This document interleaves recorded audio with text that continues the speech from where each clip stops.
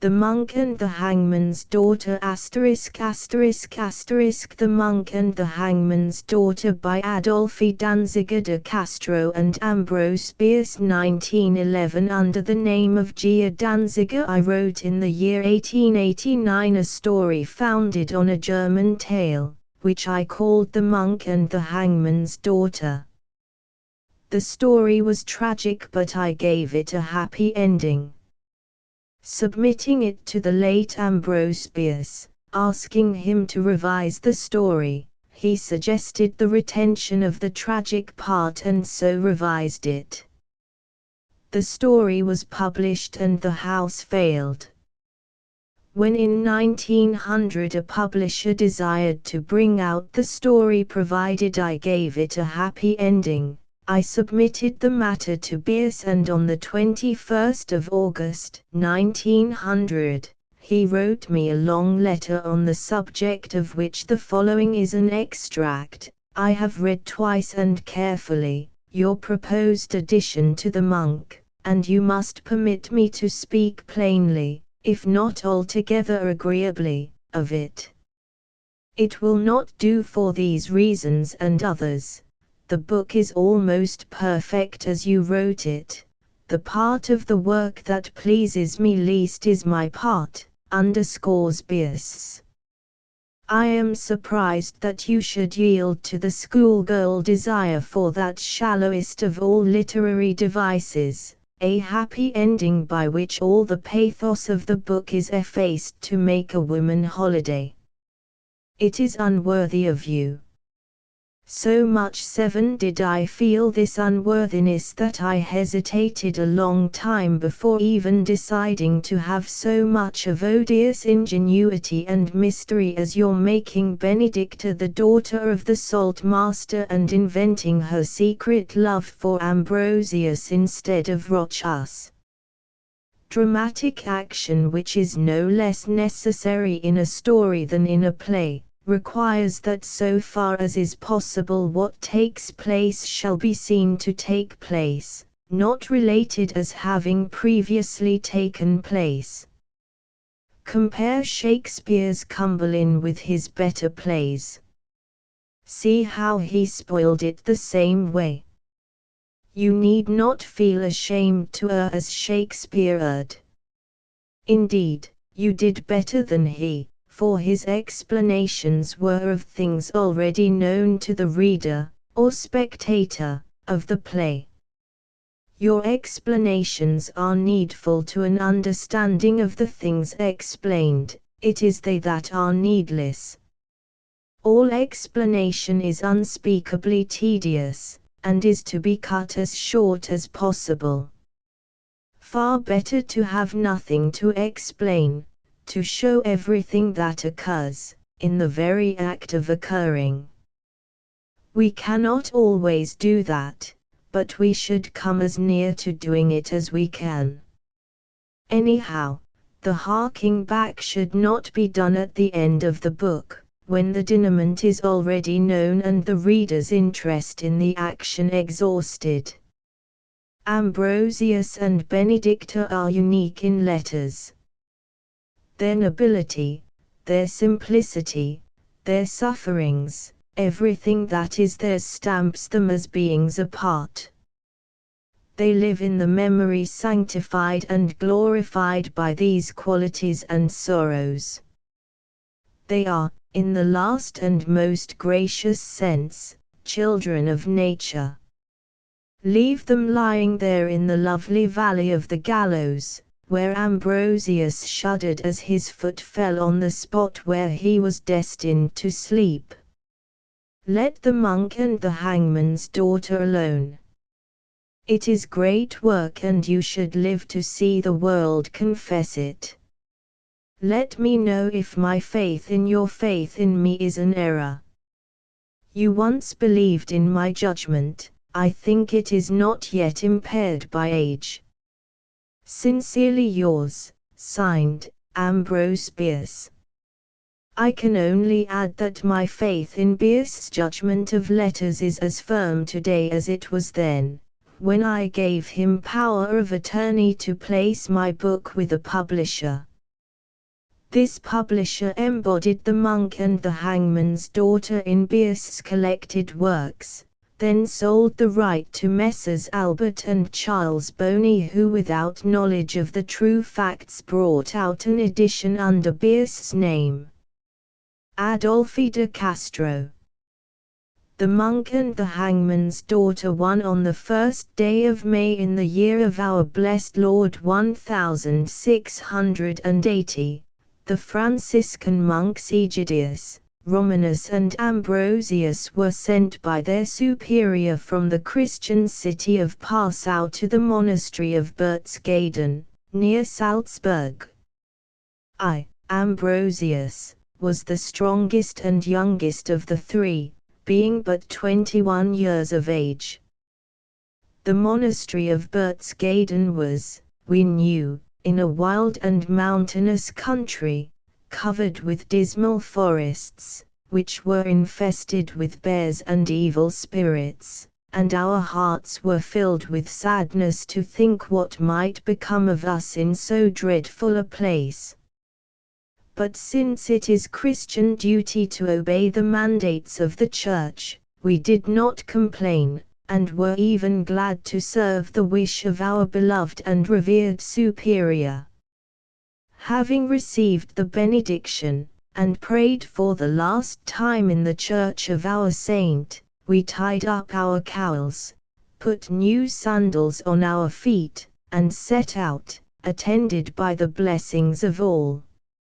Although the way was long and perilous, we did not lose our hope, for hope is not only the beginning and the end of religion, but also the strength of youth and the support of age. Therefore our hearts soon forgot the sadness of parting, and rejoiced in the new and varying scenes that gave us our first real knowledge of the beauty of the earth as God has made it. The color and brilliance of the air were like the garment of the Blessed Virgin, the sun shone like the golden heart of the Saviour, from which streameth light and life for all mankind. The dark blue canopy that hung above formed a grand and beautiful house of prayer, in which every blade of grass, every flower and living creature praised the glory of God. As we passed through the many hamlets, villages and cities that lay along our way, the thousands of people, busy in all the vocations of life, presented to us poor monks a new and strange spectacle, which filled us with wonder and admiration. When so many churches came into view as we journeyed on, and the piety and ardor of the people were made manifest by the acclamations with which they hailed us and their alacrity in ministering to our needs, our hearts were full of gratitude and happiness. All the institutions of the Church were prosperous and wealthy, which showed that they had found favor in the sight of the good God whom we serve. The gardens and orchards of the monasteries and convents were well kept, proving the care and industry of the pious peasantry and the holy inmates of the cloisters. It was glorious to hear the peals of bells announcing the hours of the day. We actually breathed music in the air. The sweet tones were like the notes of angels singing praise to the Lord. Wherever we went we greeted the people in the name of our patron saint. On all sides were manifest humility and joy. Women and children hastened to the wayside, crowding about us to kiss our hands and beseech a blessing.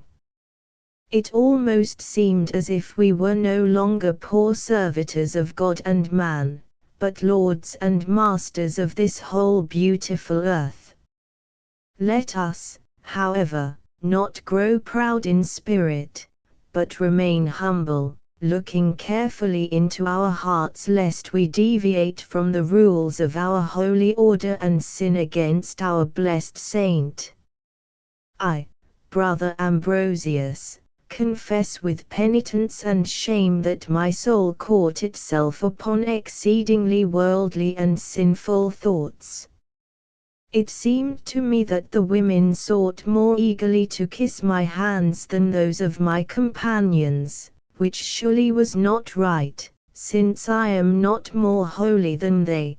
Besides, I am younger and less experienced and tried in the fear and commandments of the Lord. When I observed this error of the women, and saw how the maidens kept their eyes upon me, I became frightened, and wondered if I could resist should temptation accost me, and often I thought, with fear and trembling, that vows and prayer and penance alone do not make one a saint. One must be so pure in heart that temptation is unknown. Me. At night we always lodged in some monastery, invariably receiving a pleasant welcome. Plenty of food and drink was set before us, and as we sat at table the monks would crowd about, asking for news of the great world of which it was our blessed privilege to see and learn so much. When our destination was learned, we were usually pitied for being doomed to live in the mountain wilderness. We were told of ice fields, snow-crowned mountains and tremendous rocks, roaring torrents, caves and gloomy forests, also of a lake so mysterious and terrible that there was none like it in the world. God be with us. On the 5th day of our journey, while but a short distance beyond the city of Salzburg, we saw a strange and ominous sight. On the horizon, directly in our front, lay a bank of mighty clouds, with many grey points and patches of darker hue, and above, between them and the blue sky, a second firmament of perfect white. This spectacle greatly puzzled and alarmed us. The clouds had no movement, we watched them for hours and could see no change. Later in the afternoon, when the sun was sinking into the west, they became ablaze with light. They glowed and gleamed in a wonderful manner, and looked at times as if they were on fire. No one can imagine our surprise when we discovered that what we had mistaken for clouds was simply earth and rocks. These, then, were the mountains of which we had heard so much, and the white firmament was nothing else than the snowy summit of the range, which the Lutherans say their faith can remove. I greatly doubt it. Too, when we stood at the opening of the pass leading into the mountains, we were overcome with dejection. It looked like the mouth of hell. Behind us lay the beautiful country through which we had come, and which now we were compelled to leave forever. Before us frowned the mountains with their inhospitable gorges and haunted forests, forbidding to the sight and full of peril to the body and the soul. Strengthening our hearts with prayer and whispering anathemas against evil spirits, we entered the narrow pass in the name of God, and pressed forward, prepared to suffer whatever might befall. As we proceeded cautiously on our way, giant trees barred our progress and dense foliage almost shut out the light of day, the darkness being deep and chill. The sound of our footfalls and of our voices, when we dared to speak, was returned to us from the great rocks bordering the pass, with such distinctness and so many repetitions, yet withal so changed, that we could hardly believe we were not accompanied by troops of invisible beings who mocked us and made sport of our fears. Great birds of prey, startled from their nests in the tree-tops and the sides of the cliffs, perched upon high pinnacles of rock and eyed us malignly as we passed, vultures and ravens croaked above us in hoarse and savage tones that made our blood run cold. Nor could our prayers and hymns give us peace, they only called forth other fowl and by their own echoes multiplied the dreadful noises that beset us. It surprised us to observe that huge trees had been plucked out of the earth by the roots and hurled down the sides of the hills, and we shuddered to think by what powerful hands this had been done. At times we passed along the edges of high precipices, and the dark chasms that yawned below were a terrible sight. A storm arose, and we were half blinded by the fires of heaven and stunned by thunder 1,000 times louder than we had ever heard. Our fears were at last worked up to so great a degree that we expected every minute to see some devil from hell leap from behind a rock in our front, or a ferocious bear appear from the undergrowth to dispute our progress. But only deer and foxes crossed our path, and our fears were somewhat quieted to perceive that our blessed saint was no less powerful in the mountains than on the plains below. At length we reached the bank of a stream whose silvery waters presented a most refreshing sight. In its crystal depths between the rocks we could see beautiful golden trout as large as the carp in the pond of our monastery at Passau. Even in these wild places heaven had provided bountifully for the fasting of the faithful. Beneath the black pines and close to the large lichen-covered rocks bloomed rare flowers of dark blue and golden yellow. Brother Egidius, who was as learned as pious, knew them from his herbarium and told us their names. We were delighted by the sight of various brilliant beetles and butterflies which had come out of their hiding places after the rain. We gathered handfuls of flowers and chased the pretty winged insects, forgetting our fears and prayers, the bears and evil spirits, in the exuberance of our joy. For many hours we had not seen a dwelling nor a human being. Deeper and deeper we penetrated the mountain region, greater and greater became the difficulties we experienced in forest and ravine, and all the horrors of the wilderness that we had already passed were repeated, but without so great an effect upon our souls, for we all perceived that the good God was preserving us for longer service to His holy will.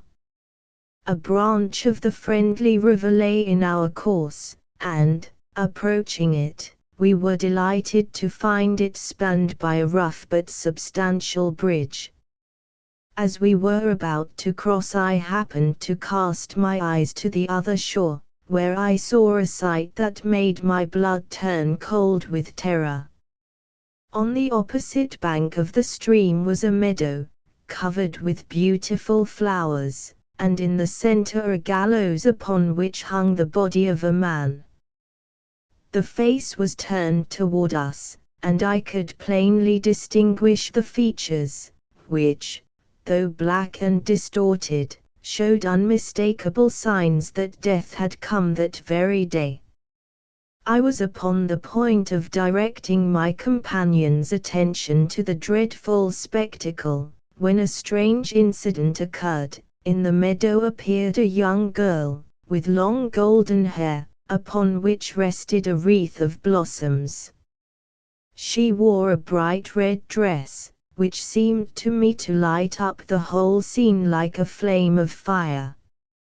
Nothing in her actions indicated fear of the corpse upon the gallows, on the contrary, she glided toward it barefooted through the grass, singing in a loud but sweet voice, and waving her arms to scare away the birds of prey that had gathered about it, uttering harsh cries and with a great buffeting of wings and snapping of beaks. At the girl's approach they all took flight, except one great vulture, which retained its perch upon the gallows and appeared to defy and threaten her. She ran close up to the obscene creature, jumping, dancing, screaming, until it, too, put out its wide wings and flapped heavily away. Then she ceased her dancing, and, taking a position at the gibbet's foot, calmly and thoughtfully looked up at the swinging body of the unfortunate man. The maiden's singing had attracted the attention of my companions, and we all stood watching the lovely child and her strange surroundings with too much amazement to speak. While gazing on the surprising scene, I felt a cold shiver run through my body. This is said to be a sure sign that someone has stepped upon the spot which is to be your grave. Strange to say, I felt this chill at the moment the maiden stepped under the gallows. But this only shows how the true beliefs of men are mixed up with foolish superstitions, for how could a sincere follower of Saint Franciscus possibly come to be buried beneath a gallows?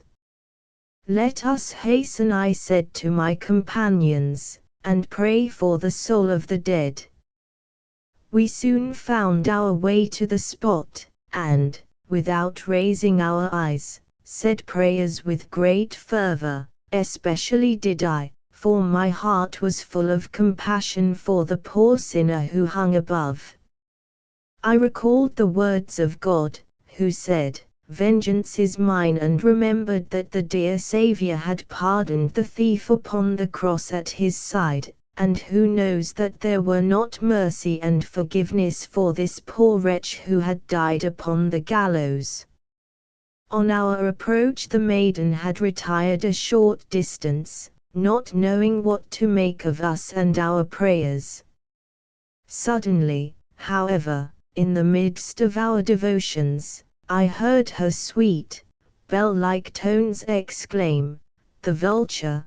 The vulture!" and her voice was agitated, as if she felt great fear. I looked up and saw a great grey bird above the pines, swooping downward. It showed no fear of us, our sacred calling and our pious rites. My brothers, however, were indignant at the interruption caused by the child's voice, and scolded her. But I said, "The girl is probably a relation of the dead man." Now think of it, brothers, this terrible bird comes to tear the flesh from his face and feed upon his hands and his body. It is only natural that she should cry out. One of the brothers said, "Go to her, Ambrosius, and command her to be silent that we may pray in peace for the departed soul of this sinful man."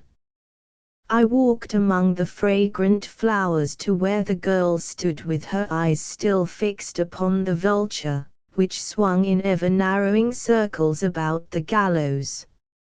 Against a mass of silvery flowers on a bush by which she stood the maid's exquisite figure showed to advantage, as I wickedly permitted myself to observe. Perfectly erect and motionless, she watched my advance, though I marked a terrified look in her large, dark eyes, as if she feared that I would do her harm. Even when I was quite near her she made no movement to come forward, as women and children usually did, and kiss my hands. "Who are you?"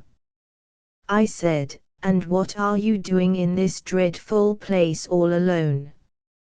She did not answer me, and made neither sign nor motion, so I repeated my question, "Tell me, child, what are you doing here?"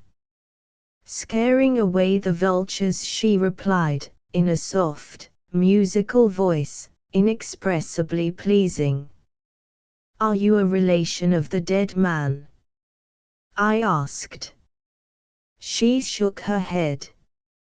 "You knew him," I continued, "and you pity his unchristian death." But she was again silent, and I had to renew my questioning. What was his name, and why was he put to death? What crime did he commit? His name was Nathaniel Alfinger, and he killed a man for a woman, said the maiden, distinctly and in the most unconcerned manner that it is possible to conceive, as if murder and hanging were the commonest and most uninteresting of all events. I was astounded, and gazed at her sharply, but her look was passive and calm, denoting nothing unusual. "Did you know Nathaniel Alfinger?" "No, yet you came here to protect his corpse from the fowls." "Yes." "Why do you do that service to one whom you did not know?" "I always do so." "How?" "Always when anyone is hanged here I come and frighten away the birds and make them find other food. See, there is another vulture." She uttered a wild, high scream, threw her arms above her head, and ran across the meadow so that I thought her mad. The big bird flew away, and the maiden came quietly back to me, and, pressing her sunburnt hands upon her breast, sighed deeply, as from fatigue. With as much mildness as I could put into my voice, I asked her, "What is your name?" "Benedicta." "And who are your parents?" "My mother is dead." "But your father, where is he?" She was silent. Then I pressed her to tell me where she lived, for I wanted to take the poor child home and admonish her father to have better care of his daughter and not let her stray into such dreadful places again. "Where do you live, Benedicta? I pray you tell me." "Here." "What, here?" "Ah, my child, here is only the gallows." She pointed toward the pines. Following the direction of her finger, I saw among the trees a wretched hut which looked like a habitation more fit for animals than human beings. Then I knew better than she could have told me whose child she was. When I returned to my companions and they asked me who the girl was, I answered, "The hangman's daughter." 3. Having commended the soul of the dead man to the intercession of the Blessed Virgin and the holy saints, we left the accursed spot, but as we withdrew I looked back at the lovely child of the hangman. She stood where I had left her, looking after us. Her fair white brow was still crowned with the wreath of primroses, which gave an added charm to her wonderful beauty of feature and expression, and her large, dark eyes shone like the stars of a winter midnight. My companions, to whom the hangman's daughter was a most unchristian object, reproved me for the interest that I manifested in her. But it made me sad to think this sweet and beautiful child was shunned and despised through no fault of her own. Why should she be made to suffer blame because of her father's dreadful calling? And was it not the purest Christian charity which prompted this innocent maiden to keep the vultures from the body of a fellow creature whom in life she had not even known and who had been adjudged unworthy to live? It seemed to me a more kindly act than that of any professed Christian who bestows money upon the poor. Expressing these feelings to my companions, I found, to my sorrow, that they did not share them. On the contrary, I was called a dreamer and a fool who wished to overthrow the ancient and wholesome customs of the world. Everyone, they said, was bound to execrate the class to which the hangman and his family belonged, for all who associated with such persons would surely be contaminated. I had, however, the temerity to remain steadfast in my conviction, and with due humility questioned the justice of treating such persons as criminals because they were a part of the law's machinery by which criminals were punished. Because in the church the hangman and his family had a dark corner specially set apart for them, that could not absolve us from our duty as servants of the Lord to preach the gospel of justice and mercy and give an example of Christian love and charity. But my brothers grew very angry with me, and the wilderness rang with their loud vociferations, so that I began to feel as if I were very wicked, although unable to perceive my error. I could do nothing but hope that heaven would be more merciful to us all than we are to one another. In thinking of the maiden, it gave me comfort to know that her name was Benedicta.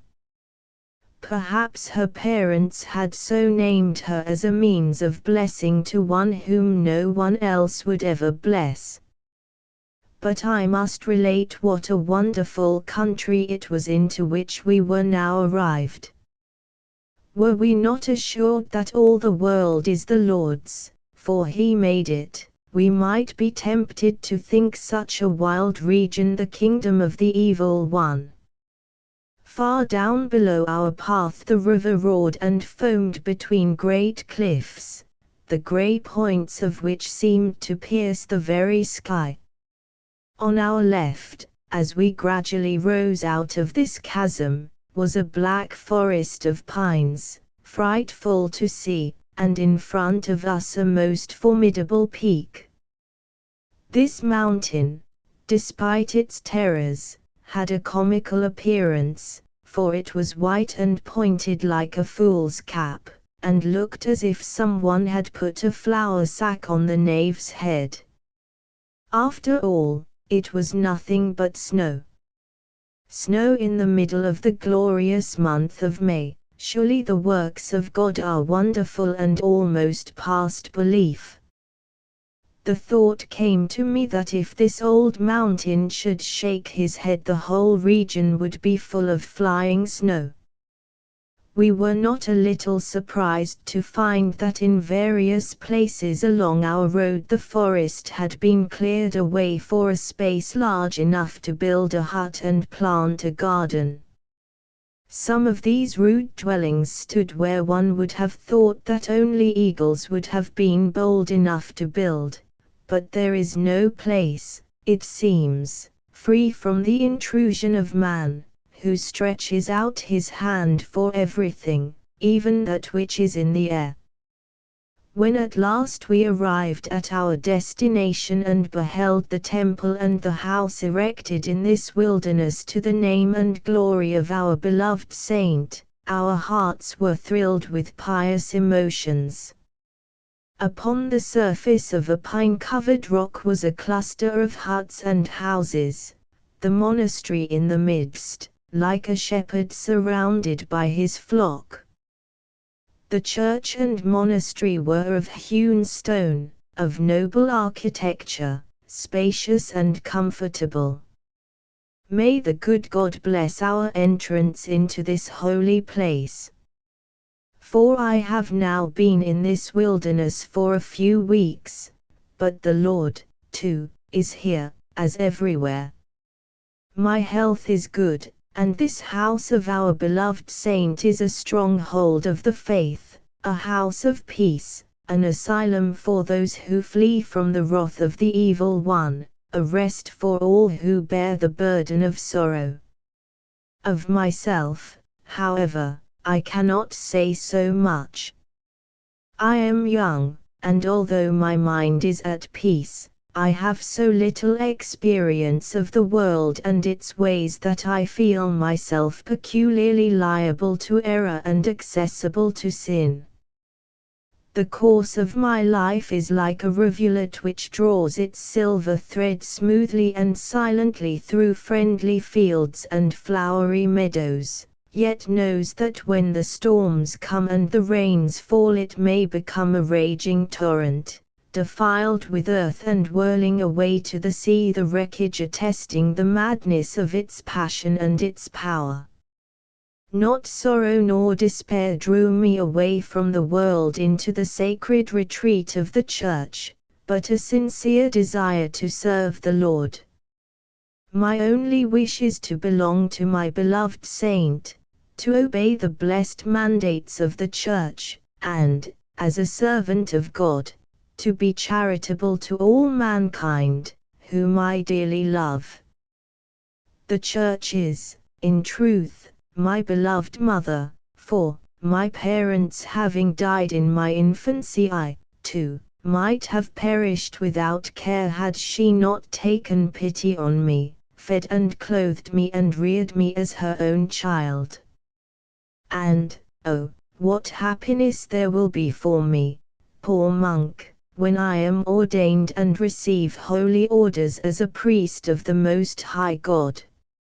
Always I think and dream of it and try to prepare my soul for that high and sacred gift. I know I can never be worthy of this great happiness, but I do hope to be an honest and sincere priest, serving God and man according to the light that is given from above. I often pray heaven to put me to the test of temptation, that I may pass through the fire unscathed and purified in mind and soul. As it is, I feel the sovereign peace which, in this solitude, lulls my spirit to sleep, and all life's temptations and trials seem far away, like perils of the sea to one who can but faintly hear the distant thunder of the waves upon the beach. 5. Our superior, Father Andreas, is a mild and pious gentleman. Our brothers live in peace and harmony. They are not idle, neither are they worldly nor arrogant. They are temperate, not indulging too much in the pleasures of the table, a praiseworthy moderation, for all this region, far and wide, the hills and the valleys, the river and forest, with all that they contain, belongs to the monastery.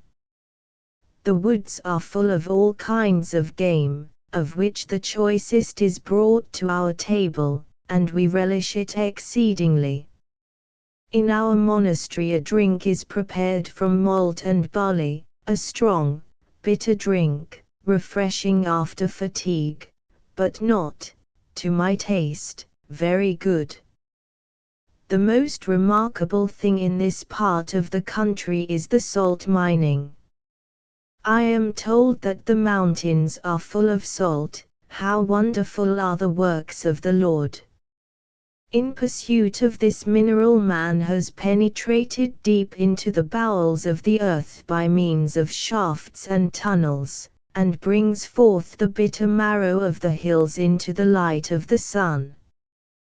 The salt I have myself seen in red, brown and yellow crystals. The works give employment to our peasants and their sons, with a few foreign laborers, all under the command of an overseer, who is known as the salt master.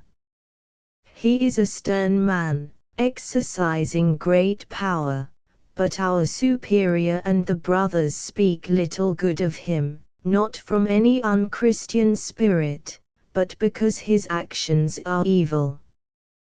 The salt master has an only son. His name is Rochus, a handsome but wild and wicked youth. 6. The people hereabout are a proud, stubborn race. I am told that in an old chronicle they are described as descendants of the Romans, who in their day drove many tunnels into these mountains to get out the precious salt, and some of these tunnels are still in existence. From the window of my cell I can see these giant hills and the black forests which at sunset burn like great firebrands along the crests against the sky. The forefathers of these people, after the Romans, were, I am told, more stubborn still than they are, and continued in idolatry after all the neighboring peoples had accepted the cross of the Lord our Saviour. Now, however, they bow their stiff necks to the sacred symbol and soften their hearts to receive the living truth.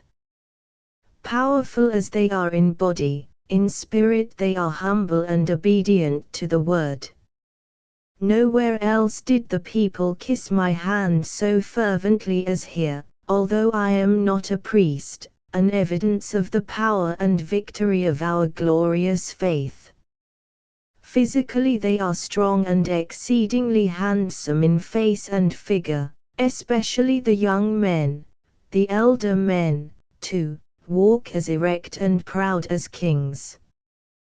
The women have long golden hair, which they braid and twist about their heads very beautifully, and they love to adorn themselves with jewels. Some have eyes whose dark brilliancy rivals the luster of the rubies and garnets they wear about their white necks. I am told that the young men fight for the young women as stags for does. Ah, what wicked passions exist in the hearts of men! But since I know nothing of these things, nor shall ever feel such unholy emotions, I must not judge and condemn. Lord, what a blessing is the peace with which thou hast filled the spirits of those who are thine own. Behold, there is no turmoil in my breast, all is calm there as in the soul of a babe which calls Abba, dear Father. And so may it ever be. 7. I have again seen the hangman's beautiful daughter. As the bells were chiming for Mass I saw her in front of the monastery church. I had just come from the bedside of a sick man, and as my thoughts were gloomy the sight of her face was pleasant, and I should have liked to greet her, but her eyes were cast down, she did not notice me. The square in front of the church was filled with people, the men and youths on one side, on the other the women and maidens all clad in their high hats and adorned with their gold chains. They stood close together, but when the poor child approached all stepped aside, whispering and looking askance at her as if she were an accursed leper and they feared infection. Compassion filled my breast, compelling me to follow the maiden, and, overtaking her, I said aloud, God greet you, Benedicta. She shrank away as if frightened, then, looking up, recognized me, seemed astonished, blushed again and finally hung her head in silence. Do you fear to speak to me? I asked. But she made no reply. Again I spoke to her, do good, obey the Lord and fear no one, then shall you be saved. At this she drew a long sigh, and replied in a low voice, hardly more than a whisper, I thank you, my Lord. I am not a Lord, Benedicta, I said, but a poor servant of God, who is a gracious and kind Father to all his children, however lowly their estate. Pray to him when your heart is heavy, and he will be near you. While I spoke she lifted her head and looked at me like a sad child that is being comforted by its mother. And, still speaking to her out of the great compassion in my heart, I led her into the church before all the people. But do thou, O holy Franciscus, pardon the sin that I committed during that high sacrament. For while Father Andreas was reciting the solemn words of the Mass, my eyes constantly wandered to the spot where the poor child knelt in a dark corner set apart for her and her father, forsaken and alone. She seemed to pray with holy zeal, and surely thou didst grace her with a ray of thy favor, for it was through thy love of mankind that thou didst become a great saint, and didst bring before the throne of grace thy large heart, bleeding for the sins of all the world. Then shall not I, the humblest of thy followers, have enough of thy spirit to pity this poor outcast who suffers for no sin of her own. Nay, I feel for her a peculiar tenderness, which I cannot help accepting as a sign from heaven that I am charged with a special mandate to watch over her, to protect her, and finally to save her soul. 8. Our superior has sent for me and rebuked me. He told me I had caused great ill feeling among the brothers and the people, and asked what devil had me in possession that I should walk into church with the daughter of the public hangman. What could I say but that I pitied the poor maiden and could not do otherwise than as I did? Why did you pity her? He asked. Because all the people shun her, I replied, as if she were mortal sin itself, and because she is wholly blameless. It certainly is not her fault that her father is a hangman, nor his either, since, alas, hangman must be. Ah, beloved Franciscus, how the superior scolded thy poor servant for these bold words.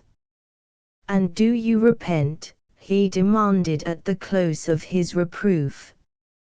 But how could I repent of my compassion, incited, as I verily believe, by our beloved saint? On learning my obduracy, the superior became very sad. He gave me a long lecture and put me under hard penance. I took my punishment meekly and in silence, and am now confined to my cell, fasting and chastising myself. Nor in this do I spare myself at all, for it is happiness to suffer for the sake of one so unjustly treated as the poor friendless child. I stand at the grating of my cell, looking out at the high, mysterious mountains showing black against the evening sky. The weather being mild, I open the window behind the bars to admit the fresh air and better to hear the song of the stream below, which speaks to me with a divine companionship, gentle and consoling. I know not if I have already mentioned that the monastery is built upon a rock high over the river. Directly under the windows of our cells are the rugged edges of great cliffs, which none can scale but at the peril of his life. Imagine, then, my astonishment when I saw a living figure lift itself up from the awful abyss by the strength of its hands, and, drawing itself across the edge, stand erect upon the very verge. In the dusk I could not make out what kind of creature it was. I thought it some evil spirit come to tempt me, so I crossed myself and said a prayer. Presently there is a movement of its arm, and something flies through the window, past my head, and lies upon the floor of my cell, shining like a white star. I bend and pick it up. It is a bunch of flowers such as I have never seen, leafless, white as snow, soft as velvet, and without fragrance.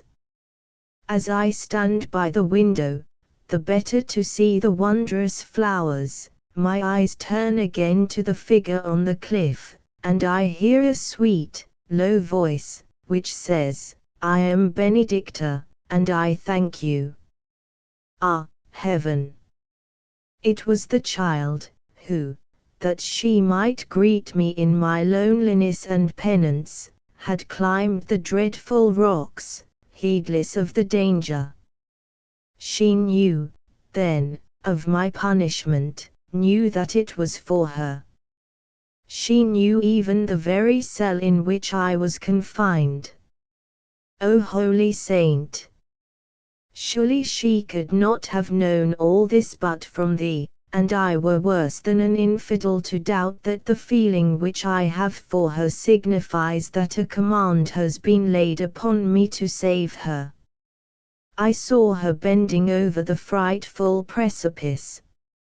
She turned a moment and waved her hand to me and disappeared. I uttered an involuntary cry. Had she fallen? I grasped the iron bars of my window and shook them with all my strength, but they did not yield. In my despair I threw myself upon the floor, crying and praying to all the saints to protect the dear child in her dangerous descent if still she lived, to intercede for her unshriven soul if she had fallen. I was still kneeling when Benedicta gave me a sign of her safe arrival below. It was such a shout as these mountaineers utter in their untamed enjoyment of life, only Benedicta's shout, coming from far below in the gorge, and mingled with its own strange echoes, sounded like nothing I had ever heard from any human throat, and so affected me that I wept, and the tears fell upon the wild flowers in my hand. 9. As a follower of Saint Francis I am not permitted to own anything dear to my heart, so I have disposed of my most precious treasure. I have presented to my beloved saint the beautiful flowers which were Benedicta's offering. They are so placed before his picture in the monastery church as to decorate the bleeding heart which he carries upon his breast as a symbol of his suffering for mankind. I have learned the name of the flower, because of its color, and because it is finer than other flowers. It is called Edelweiss, noble white. It grows in so rare perfection only upon the highest and wildest rocks, mostly upon cliffs, over abysses many 100 feet in depth, where one false step would be fatal to him who gathers it. These beautiful flowers, then, are the real evil spirits of this wild region. They lure many mortals to a dreadful death. The brothers here have told me that never a year passes but some shepherd, some hunter or some bold youth, attracted by these wonderful blossoms, is lost in the attempt to get them. May God be merciful to all their souls. 10. I must have turned pale when one of the brothers reported at the supper table that upon the picture of Saint Franciscus had been found a bunch of Edelweiss of such rare beauty as grows nowhere else in the country but at the summit of a cliff which is more than 1,000 feet high, and overhangs a dreadful lake. The brothers tell wondrous tales of the horrors of this lake, how wild its waters and how deep, and how the most hideous spectres are seen along its shores or rising out of it. Benedicta's Edelweiss, therefore, has caused great commotion and wonder, for even among the boldest hunters there are few, indeed, who dare to climb that cliff by the haunted lake. And the tender child has accomplished the feat. She has gone quite alone to that horrible place, and has climbed the almost vertical wall of the mountain to the green spot where the flowers grow with which she was moved to greet me. I doubt not that heaven guarded her against mishap in order that I might have a visible sign and token that I am charged with the duty of her salvation. Ah, thou poor sinless child, accursed in the eyes of the people, God hath signified his care of thee, and in my heart I feel already something of that adoration which shall be thy due when for thy purity and holiness he shall bestow upon thy relics some signal mark of his favor, and the church shall declare thee blessed. I have learned another thing that I will chronicle here.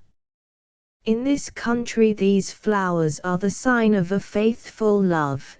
The youth presents them to his sweetheart, and the maidens decorate the hats of their lovers with them. It is clear that, in expressing her gratitude to a humble servant of the church, Benedicta was moved, perhaps without knowing it, to signify at the same time her love of the church itself, although, alas, she has yet too little cause. As I ramble about here, day after day, I am becoming familiar with every path in the forest, in the dark pass, and on the slopes of the mountains. I am often sent to the homes of the peasants, the hunters and the shepherds, to carry either medicine to the sick or consolation to the sad. The Most Reverend Superior has told me that as soon as I receive holy orders I shall have to carry the sacraments to the dying, for I am the youngest and the strongest of the brothers. In these high places it sometimes occurs that a hunter or a shepherd falls from the rocks, and after some days is found, still living. It is then the duty of the priest to perform the offices of our holy religion at the bedside of the sufferer, so that the blessed Saviour may be there to receive the departing soul. That I may be worthy of such grace, may our beloved saint keep my heart pure from every earthly passion and desire. 11. The monastery has celebrated a great festival, and I will report all that occurred. For many days before the event the brothers were busy preparing for it. Some decorated the church with sprays of pine and birch and with flowers. They went with the other men and gathered the most beautiful alpine roses they could find, and as it is midsummer they grow in great abundance. On the day before the festival the brothers sat in the garden, weaving garlands to adorn the church. Even the Most Reverend Superior and the fathers took pleasure in our merry task. They walked beneath the trees and chatted pleasantly while encouraging the brother butler to spend freely the contents of the cellars. The next morning was the holy procession. It was very beautiful to see, and added to the glory of our holy church. The superior walked under a purple silken canopy, surrounded by the worthy fathers, and bore in his hands the sacred emblem of the crucifixion of our Saviour. We brothers followed, bearing burning candles and singing psalms. Behind us came a great crowd of the people, dressed in their finest attire. The proudest of those in the procession were the mountaineers and the salt miners, the salt master at their head on a beautiful horse adorned with costly trappings. He was a proud-looking man, with his great sword at his side and a plumed hat upon his broad, high brow. Behind him rode Rochus, his son. When we had collected in front of the gate to form a line I took special notice of that young man. I judged him to be self-willed and bold. He wore his hat on the side of his head and cast flaming glances upon the women and the maidens. He looked contemptuously upon us monks. I fear he is not a good Christian, but he is the most beautiful youth that I have ever seen, tall and slender like a young pine, with light brown eyes and golden locks. The Salt Master is as powerful in this region as our superior. He is appointed by the Duke and has judicial powers in all affairs. He has even the power of life and death over those accused of murder or any other abominable crime. But the Lord has fortunately endowed him with good judgment and wisdom. Through the village the procession moved out into the valley and down to the entrances of the great salt mines. In front of the principal mine an altar was erected, and there our superior read high mass, while all the people knelt. I observed that the Salt Master and his son knelt and bent their heads with visible reluctance, and this made me very sad. After the service the procession moved toward the hill called Mount Calvary, which is still higher than the monastery, and from the top of which one has a good view of the whole country below. There the Reverend Superior displayed the crucifix in order to banish the evil powers which abound in these terrible mountains, and he also said prayers and pronounced anathemas against all demons infesting the valley below. The bells chimed their praises to the Lord, and it seemed as if divine voices were ringing through the wilderness. It was all, indeed, most beautiful and good. I looked about me to see if the child of the hangman were present, but I could not see her anywhere, and knew not whether to rejoice that she was out of reach of the insults of the people or to mourn because deprived of the spiritual strength that might have come to me from looking upon her heavenly beauty. After the services came the feast. Upon a meadow sheltered by trees tables were spread, and the clergy and the people, the most reverend superior and the great Salt Master partook of the viands served by the young men. It was interesting to see the young men make big fires of pine and maple, put great pieces of beef upon wooden spits, turn them over the coals until they were brown, and then lay them before the fathers and the mountaineers. They also boiled mountain trout and carp in large kettles. The wheaten bread was brought in immense baskets, and as to drink, there was assuredly no scarcity of that, for the superior and the Salt Master had each given a mighty cask of beer. Both of these monstrous barrels lay on wooden stands under an ancient oak. The boys and the Salt Master's men drew from the cask which he had given, while that of the superior was served by the brother butler and a number of us younger monks. In honor of Saint Franciscus I must say that the clerical barrel was of vastly greater size than that of the Salt Master. Separate tables had been provided for the superior and the fathers, and for the Salt Master and the best of his people. The Salt Master and superior sat upon chairs which stood upon a beautiful carpet, and their seats were screened from the sun by a linen canopy. At the table, surrounded by their beautiful wives and daughters, sat many knights, who had come from their distant castles to share in the great festival. I helped at table. I handed the dishes and filled the goblets and was able to see how good an appetite the company had, and how they loved that brown and bitter drink. I could see also how amorously the Salt Master's son looked at the ladies, which provoked me very much, as he could not marry them all, especially those already married.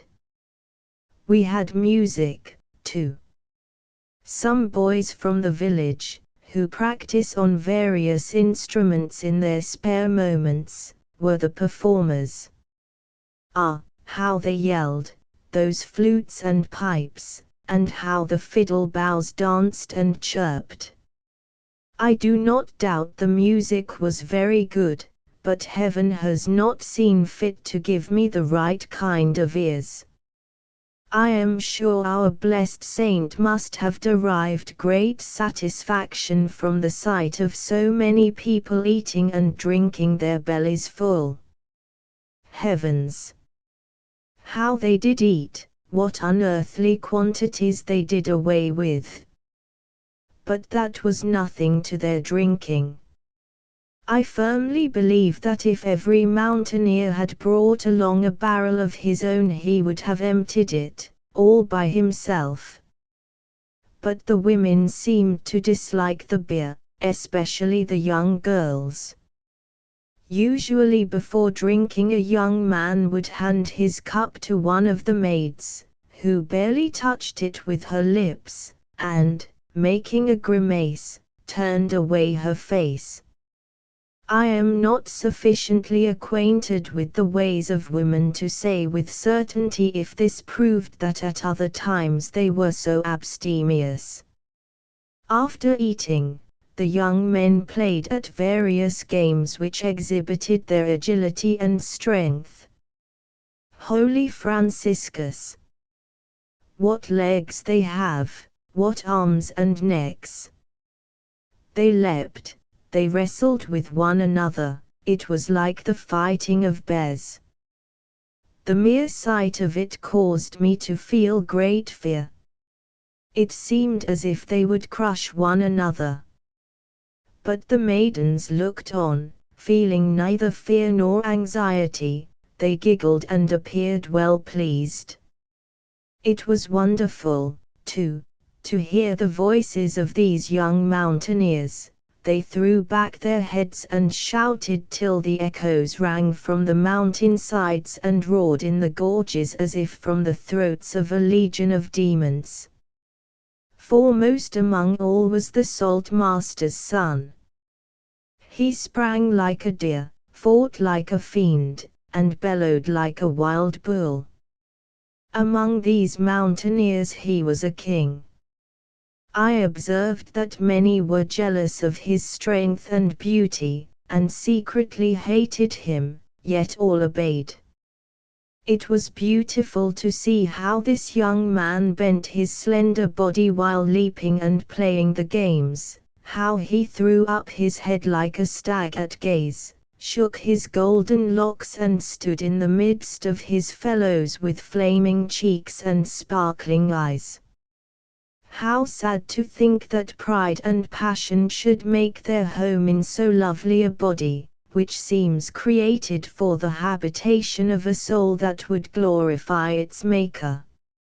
It was near dusk when the superior, the saltmaster, the fathers and all the distinguished guests parted and retired to their homes, leaving the others at drink and dance. My duties compelled me to remain with the brother butler to serve the debauching youths with beer from the great cask. Young Rochus remained too. I do not know how it occurred, but suddenly he stood before me. His looks were dark and his manner proud. "Are you," he said, "the monk who gave offense to the people the other day?" I asked humbly, though beneath my monk's robe I felt a sinful anger, "What are you speaking of?" "As if you did not know," he said, haughtily. "Now bear in mind what I tell you. If you ever show any friendship toward that girl I shall teach you a lesson which you will not soon forget. You monks are likely to call your impertinence by the name of some virtue, but I know the trick, and will have none of it.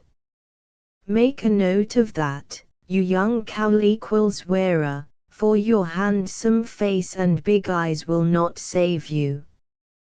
With that he turned his back upon me and went away, but I heard his strong voice ringing out upon the night as he sang and shouted with the others. I was greatly alarmed to learn that this bold boy had cast his eyes upon the hangman's lovely daughter. His feeling for her was surely not honorable, or, instead of hating me for being kind to her, he would have been grateful and would have thanked me. I feared for the child, and again did I promise my blessed saint that I would watch over and protect her, in obedience to the miracle which he has wrought in my breast regarding her. With that wondrous feeling to urge me on, I cannot be slack in my duty, and, Benedicta, thou shalt be saved, thy body and thy soul. 12. Let me continue my report. The boys threw dry brushwood into the fire so that the flames illuminated the whole meadow and shone red upon the trees. Then they laid hands upon the village maidens and began to turn and swing them round and round. Holy saints! How they stamped and turned and threw their hats in the air, kicked up their heels, and lifted the girls from the ground, as if the sturdy wenches were nothing but feather balls. They shouted and yelled as if all the evil spirits had them in possession, so that I wished a herd of swine might come, that the devils might leave these human brutes and go into the four-legged ones. The boys were quite full of the brown beer, which for its bitterness and strength is a beastly drink. Before long the madness of intoxication broke out. They attacked one another with fists and knives, and it looked as if they would do murder. Suddenly the saltmaster's son, who had stood looking on, leaped among them, caught two of the combatants by the hair and knocked their heads together with such force that the blood started from their noses, and I thought surely their skulls had been crushed like eggshells. But they must have been very hard-headed, for on being released they seemed little the worse for their punishment. After much shouting and screaming, Rochus succeeded in making peace, which seemed to me, poor worm, quite heroic. The music set in again, the fiddles scraped and the pipes shrieked, while the boys with torn clothes and scratched and bleeding faces, renewed the dance as if nothing had occurred. Truly, this is a people that would gladden the heart of a Brahmabas or a Holofernes. I had scarcely recovered from the fright which Rochus had given me, when I was made to feel a far greater one. Rochus was dancing with a tall and beautiful girl, who looked the very queen of this young king. They made such mighty leaps and dizzy turns, but at the same time so graceful, that all looked on with astonishment and pleasure. The girl had a sensuous smile on her lips and a bold look in her brown face, which seemed to say, "See, I am the mistress of his heart." But suddenly he pushed her from him as in disgust, broke from the circle of dancers, and cried to his friends, "I am going to bring my own partner. Who will go with me?" The tall girl, maddened by the insult, stood looking at him with the face of a demon, her black eyes burning like flames of hell. But her discomfiture amused the drunken youths, and they laughed aloud. Snatching a firebrand and swinging it about his head till the sparks flew in showers, Rochus cried again, "Who goes with me?" and walked rapidly away into the forest. The others, seizing firebrands also, ran after him, and soon their voices could be heard far away, ringing out upon the night, themselves no longer seen. I was still looking in the direction which they had taken, when the tall girl whom Rochus had insulted stepped to my side and hissed something into my ear. I felt her hot breath on my cheek. "If you care for the hangman's daughter, then hasten and save her from that drunken wretch. No woman resists him." God! How the wild words of that woman horrified me. I did not doubt the girl's words, but in my anxiety for the poor child I asked, "How can I save her?" "Run and warn her," Monk the wench replied, "she will listen to you.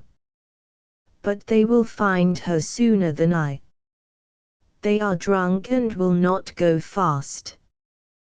Besides, I know a path leading to the hangman's hut by a shorter route." "Then show me and be quick," I cried. She glided away, motioning me to follow. We were soon in the woods, where it was so dark I could hardly see the woman's figure, but she moved as fast and her step was as sure as in the light of day. Above us we could see the torches of the boys, which showed that they had taken the longer path along the mountainside. I heard their wild shouts, and trembled for the child. We had walked for some time in silence, having left the youths far behind, when the young woman began speaking to herself. At first I did not understand, but soon my ears caught every passionate word. "He shall not have her. To the devil with the hangman's whelp. Every one despises her and spits at the sight of her. It is just like him, he does not care for what people think or say. Because they hate he loves. Besides, she has a pretty face. I'll make it pretty for her. I'll mark it with blood. But if she were the daughter of the devil himself he would not rest until he had her. He shall not." She lifted her arms and laughed wildly. I shuddered to hear her. I thought of the dark powers that live in the human breast, though I know as little of them, thank God, as a child.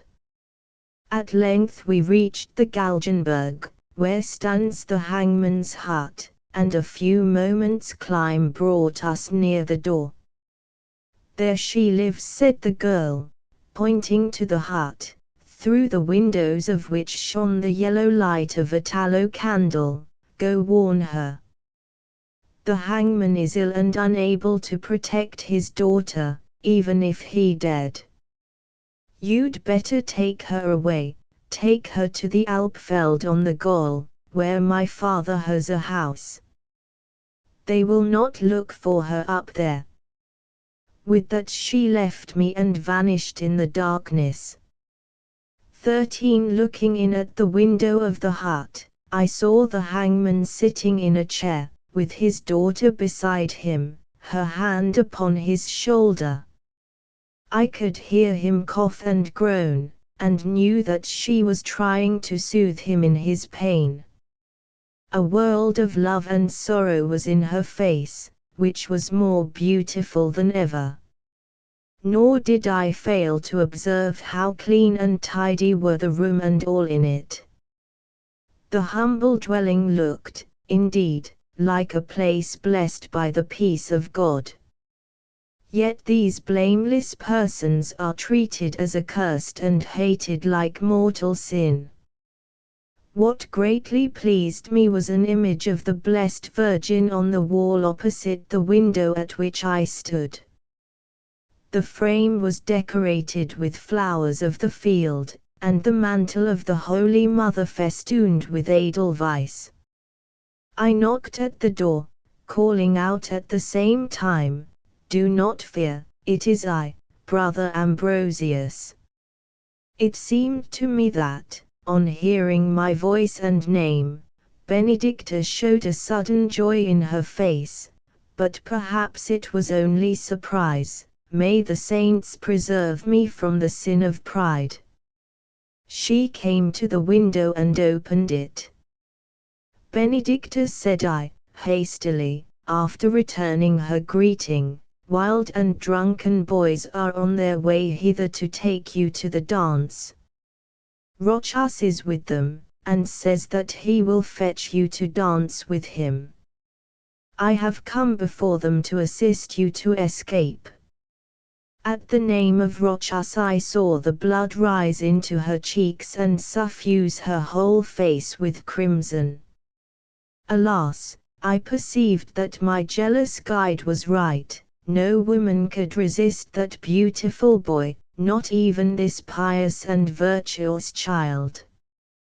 When her father comprehended what I said, he rose to his feet and stretched out his feeble arms as if to shield her from harm, but, although his soul was strong, his body, I knew, was powerless. I said to him, "Let me take her away, the boys are drunk and know not what they do. Your resistance would only make them angry, and they might harm you both. Ah, look! See their torches, hear their boisterous voices.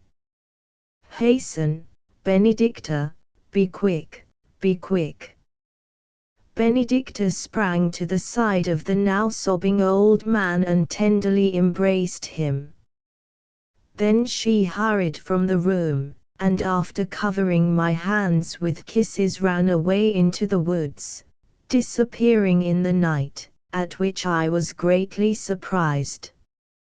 I waited for her to return, for a few minutes, then entered the cabin to protect her father from the wild youths who, I thought, would visit their disappointment upon him. But they did not come. I waited and listened in vain. All at once I heard shouts of joy and screams that made me tremble and pray to the blessed saint. But the sounds died away in the distance, and I knew that the boys had retraced their steps down the Galgenberg to the meadow of the fires. The sick man and I spoke of the miracle which had changed their hearts, and we were filled with gratitude and joy. Then I returned along the path by which I had come. As I arrived near the meadow, I could hear a wilder and madder uproar than ever, and could see through the trees the glare of greater fires, with the figures of the youths and a few maids dancing in the open, their heads uncovered, their hair streaming over their shoulders, their garments disordered by the fury of their movements. They circled about the fires, wound in and out among them, showing black or red according to how the light struck them, and looking altogether like demons of the pit commemorating some infernal anniversary or some new torment for the damned. And, Holy Saviour! There, in the midst of an illuminated space, upon which the others did not trespass, dancing by themselves and apparently forgetful of all else, were Rochas and Benedicta. 14 Holy Mother of God! What can be worse than the fall of an angel?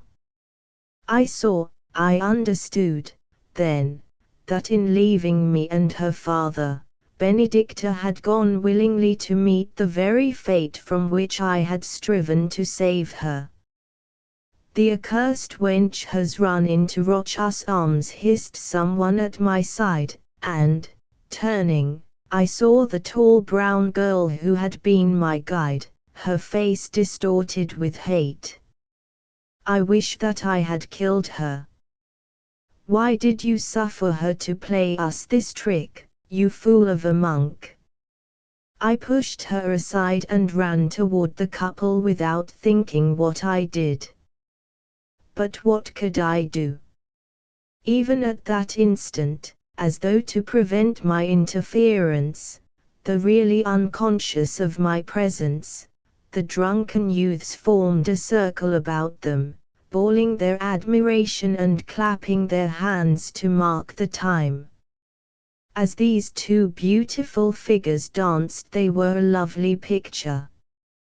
He, tall, slender and lithe, was like a god of the heathen Greeks, while Benedicta looked like a fairy. Seen through the slight mist upon the meadows, her delicate figure, moving swiftly and swaying from side to side, seemed veiled with a web of purple and gold. Her eyes were cast modestly upon the ground, her motions, though agile, were easy and graceful, her face glowed with excitement, and it seemed as if her whole soul were absorbed in the dance. Poor, sweet child! Her error made me weep, but I forgave her. Her life was so barren and joyless, why should she not love to dance? Heaven bless her! But Rochas, God forgive him!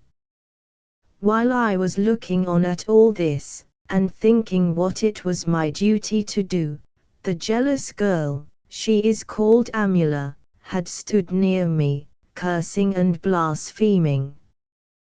When the boys applauded Benedicta's dancing, Amula made as if she would spring forward and strangle her. But I held the furious creature back, and, stepping forward, called out, "Benedicta!"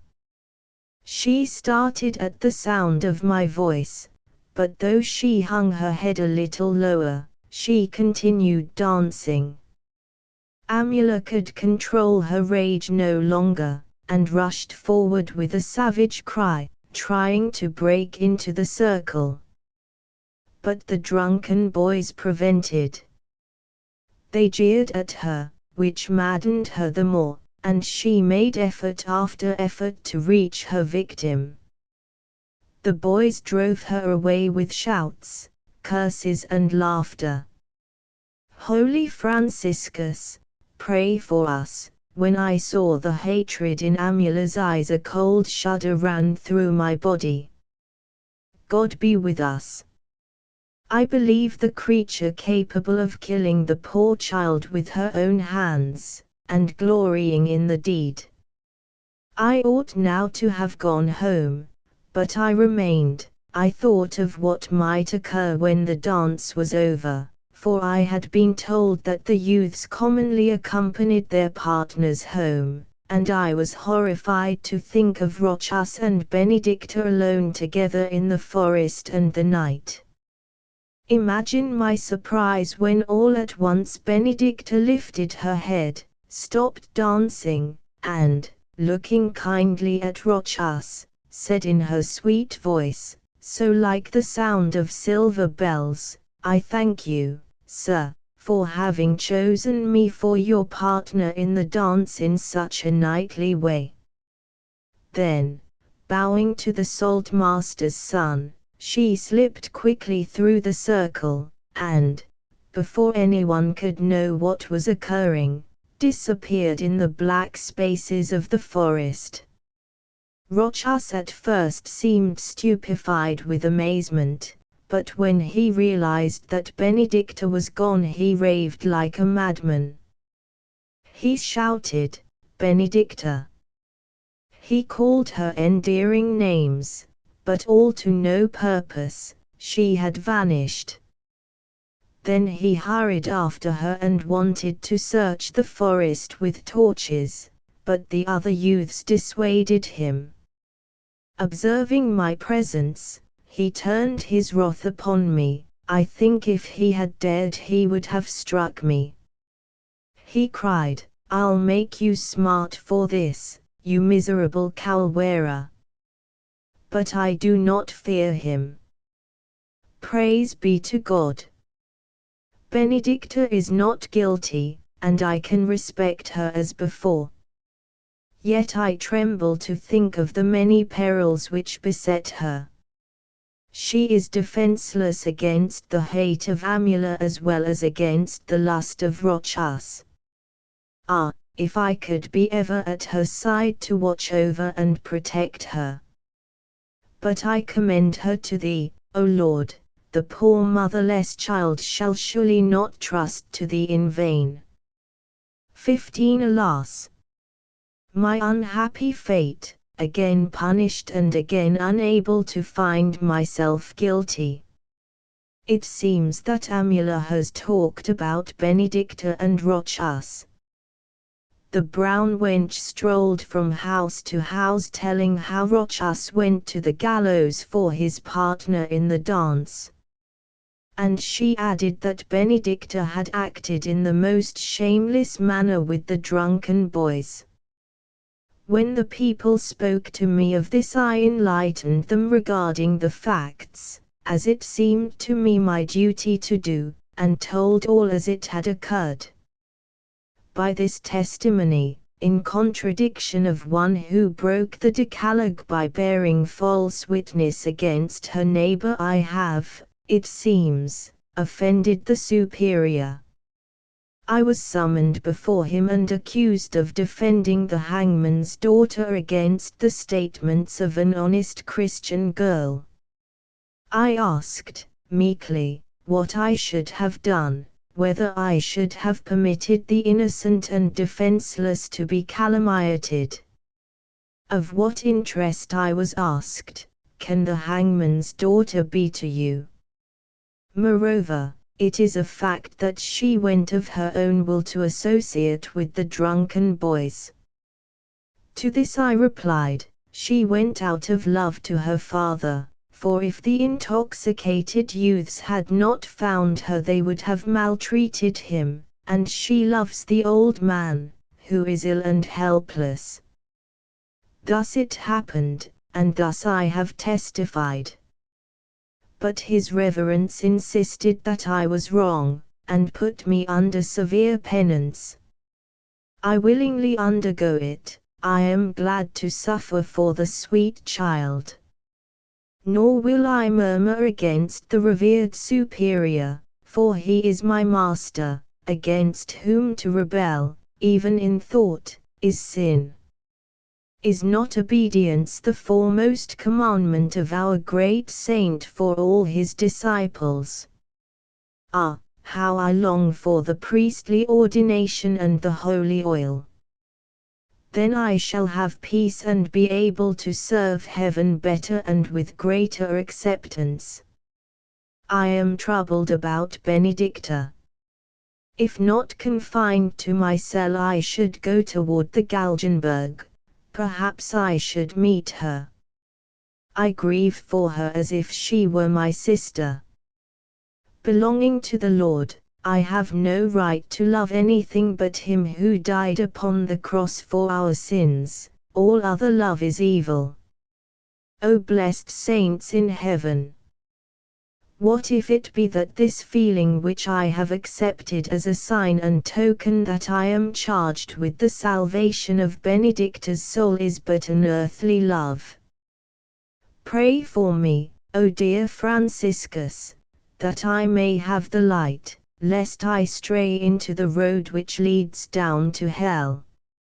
Light and strength, beloved saint, that I may know the right path, and walk therein forever. 16. I stand at the window of my cell.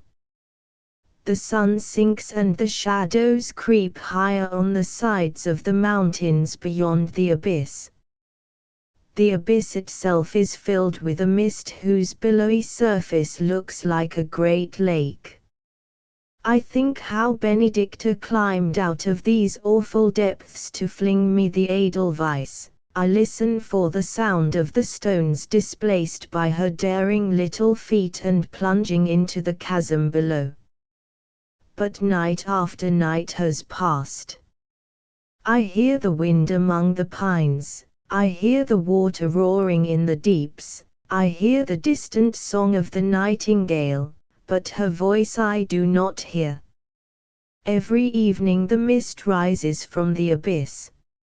It forms billows, then rings, then flakes, and these rise and grow and darken until they are great clouds.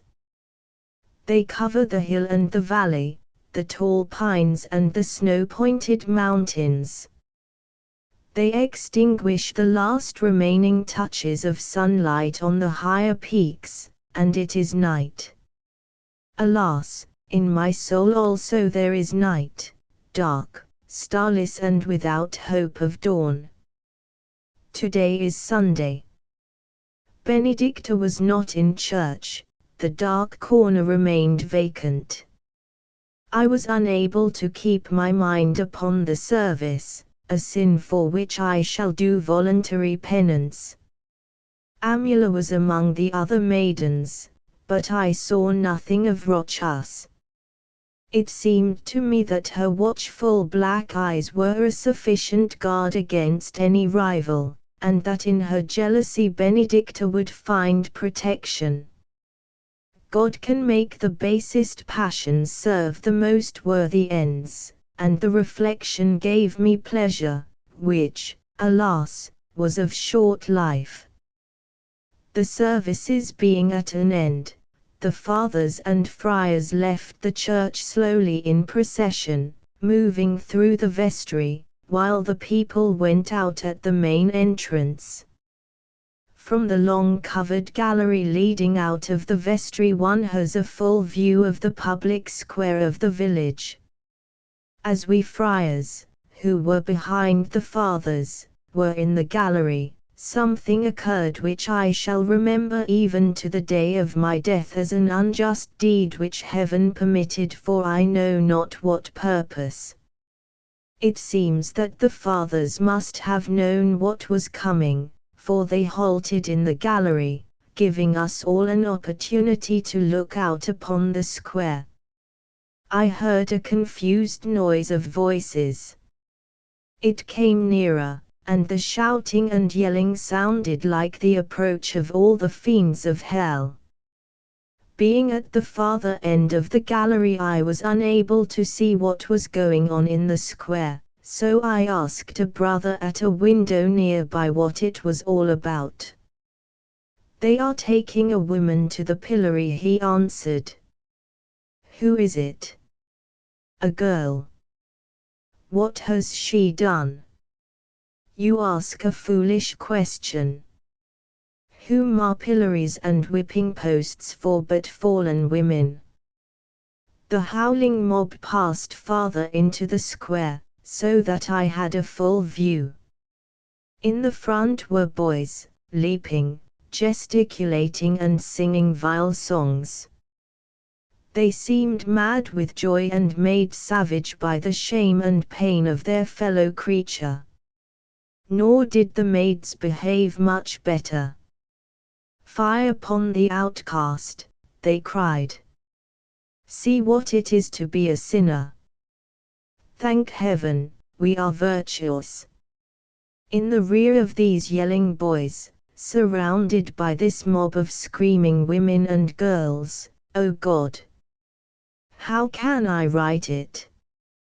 How can I express the horror of it? In the midst of it all, she, the lovely, the sweet, the immaculate Benedicta.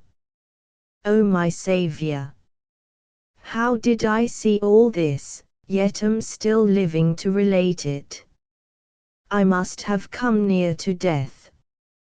The gallery, the square, the people seemed whirling round and round, the earth sank beneath my feet, and, although I strained my eyes open to see, yet all was dark. But it must have been for but a short time. I recovered, and, on looking down into the square, saw her again. They had clothed her in a long grey cloak, fastened at the waist with a rope.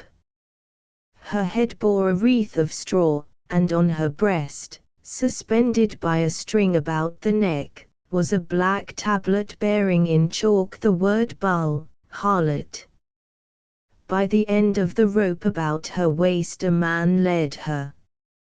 I looked at him closely, and, O most holy Son of God, what brutes and beasts thou didst come to save! It was Benedicta's father.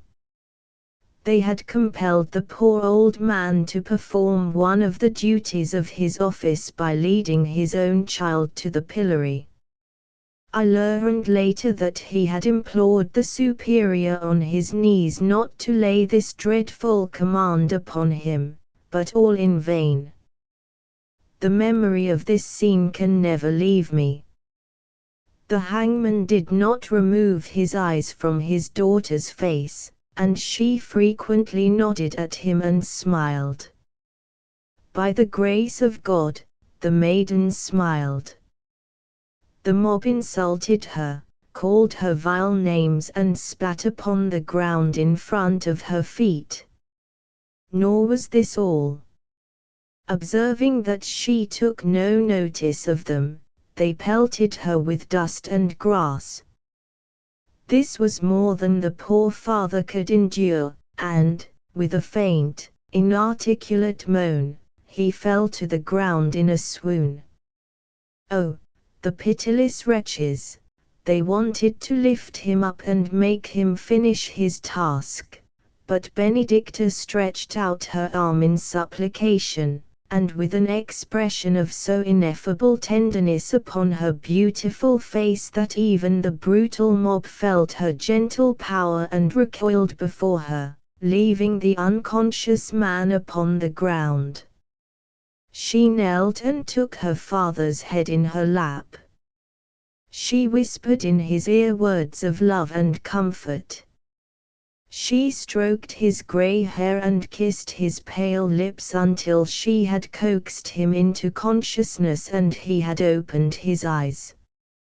Benedicta, thrice blessed Benedicta, thou surely art born to be a saint, for thou didst show a divine patience like that with which our Saviour bore his cross and with it all the sins of the world. She helped her father to rise, and smiled brightly in his face when he made out to stand. She shook the dust from his clothing, and then, still smiling and murmuring words of encouragement, handed him the rope. The boys yelled and sang, the women screamed, and the wretched old man led his innocent child to the place of shame. 17 When I was back again in my cell, I threw myself upon the stones and cried aloud to God against the injustice and misery that I had witnessed, and against the still greater misery of which I had been spared the sight. I saw in my mind the father binding his child to the post. I saw the brutal populace dance about her with savage delight. I saw the vicious Amula spit in the pure one's face. I prayed long and earnestly that the poor child might be made strong to endure her great affliction. Then I sat and waited. I waited for the setting of the sun, for at that time the sufferer is commonly released from the whipping post. The minutes seemed hours, the hours eternities. The sun did not move, the day of shame was denied a night. It was in vain that I tried to understand it all, I was stunned and dazed. Why did Rochas permit Benedicta to be so disgraced? Does he think the deeper her shame the more easily he can win her? I know not, nor do I greatly care to search out his motive. But, God help me, I myself feel her disgrace most keenly. And, Lord, Lord, what a light has come into the understanding of thy servant! It has come to me like a revelation out of heaven that my feeling for Benedicta is more and less than what I thought it. It is an earthly love, the love of a man for a woman. As first this knowledge broke into my consciousness, my breath beat quick and hard, It seemed to me that I should suffocate. Yet such was the hardness of my heart from witnessing so terrible an injustice tolerated by heaven, that I was unable wholly to repent. In the sudden illumination I was blinded, I could not clearly see my degree of sin. The tumult of my emotions was not altogether disagreeable. I had to confess to myself that I would not willingly forego it even if I knew it wicked. May the Mother of Mercy intercede for me. Even now I cannot think that in supposing myself to have a divine mandate to save the soul of Benedicta, and prepare her for a life of sanctity, I was wholly in error. This other human desire, comes it not also of God? Is it not concerned for the good of its object? And what can be a greater good than salvation of the soul, a holy life on earth, and in heaven eternal happiness and glory to reward it? Surely the spiritual and the carnal love are not so widely different as I have been taught to think them. They are, perhaps, not antagonistic, and are but expressions of the same will. O holy Franciscus, in this great light that has fallen about me, guide thou my steps. Show to my dazzled eyes the straight, right way to Benedicta's good. At length the sun disappeared behind the cloister. The flakes and cloudlets gathered upon the horizon, the haze rose from the abyss and, beyond, the purple shadow climbed higher and higher, the great slope of the mountain, extinguishing at last the gleam of light upon the summit. Thank God, oh, thank God, she is free. 18 I have been very ill, but by the kind attention of the brothers am sufficiently recovered to leave my bed. It must be God's will that I live to serve Him, for certainly I have done nothing to merit His great mercy in restoring me to health. Still, I feel a yearning in my soul for a complete dedication of my poor life to Him and His service. To embrace Him and be bound up in His love are now the only aspirations that I have. As soon as the holy oil is on my brow, these hopes, I am sure, will be fulfilled, and, purged of my hopeless earthly passion for Benedicta, I shall be lifted into a new and diviner life. And it may be that then I can, without offense to heaven or peril to my soul, watch over and protect her far better than I can now as a wretched monk. I have been weak. My feet, like those of an infant, failed to support my body. The brothers carried me into the garden. With what gratitude I again looked upward into the blue of the sky. How rapturously I gazed upon the white peaks of the mountains and the black forests on their slopes. Every blade of grass seemed to me of special interest, and I greeted each passing insect as if it were an old acquaintance. My eyes wander to the south, where the Galgenberg is, and I think unceasingly of the poor child of the hangman. What has become of her? Has she survived her terrible experience in the public square? What is she doing? Oh, that I were strong enough to walk to the Galgenberg! But I am not permitted to leave the monastery, and there is none of whom I dare ask her fate. The friars look at me strangely. It is as if they no longer regarded me as one of them. Why is this so? I love them, and desire to live in harmony with them. They are kind and gentle, yet they seem to avoid me as much as they can. What does it all mean? 19 I have been in the presence of the most reverend superior, Father Andreas. Your recovery was miraculous, said he.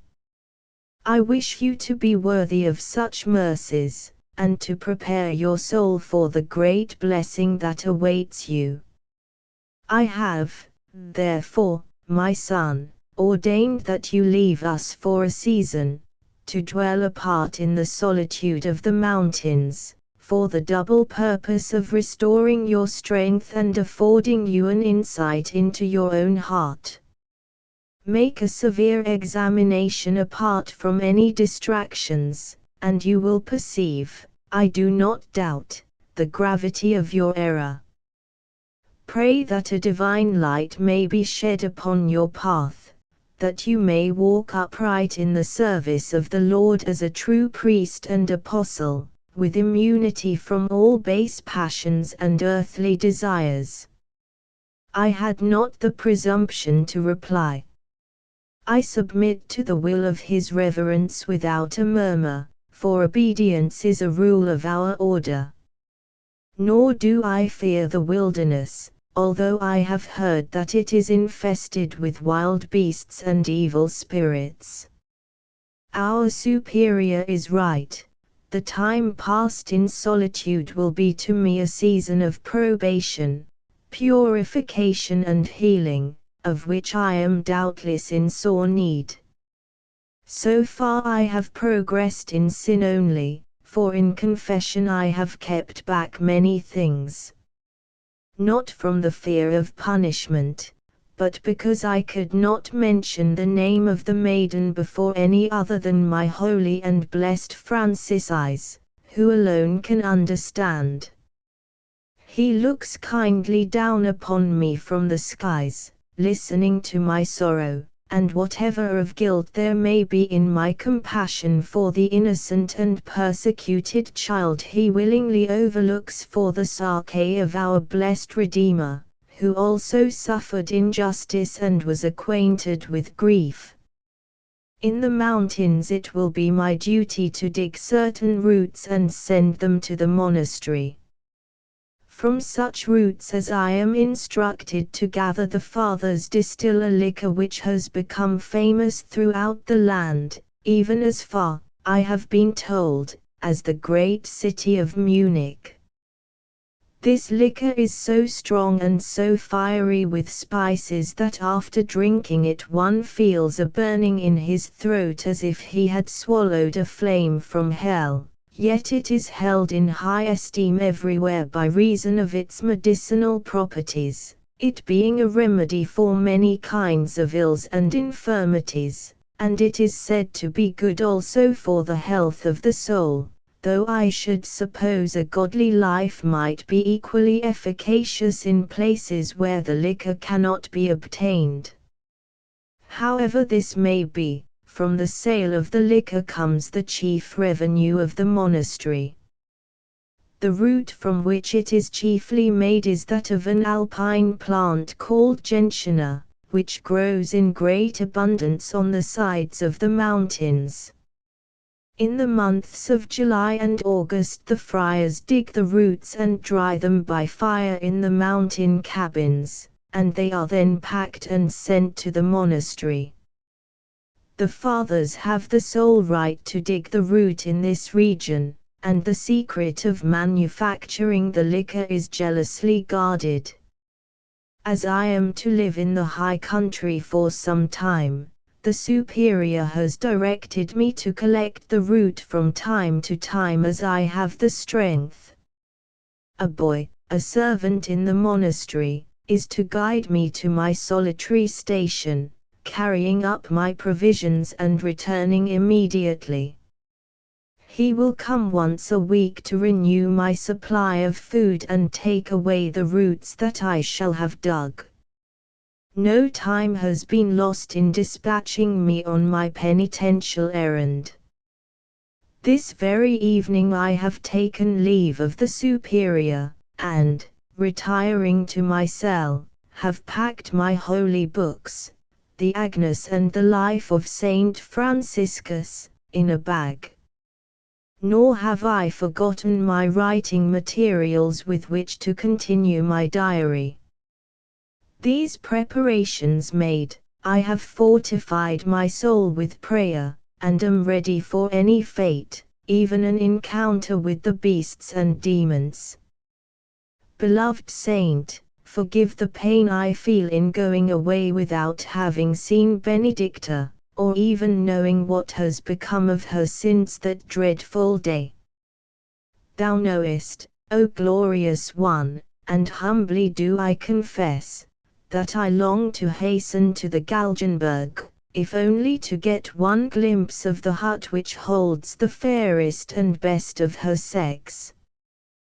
Take me not, Holy One, too severely to task, I beseech thee, for the weakness of my erring human heart. 20 As I left the monastery with my young guide, all was quiet within its walls. The Holy Brotherhood slept the sleep of peace, which had so long been denied to me. It was early dawn, and the clouds in the east were beginning to show narrow edges of gold and crimson as we ascended the path leading to the mountain. My guide, with bag upon his shoulder, led, and I followed, with my robe fastened back and a stout stick in my hand. This had a sharp iron point which might be used against wild beasts. My guide was a light-haired, blue-eyed young fellow with a cheerful and amiable face. He evidently found a keen delight in climbing his native hills toward the high country whither we were bound.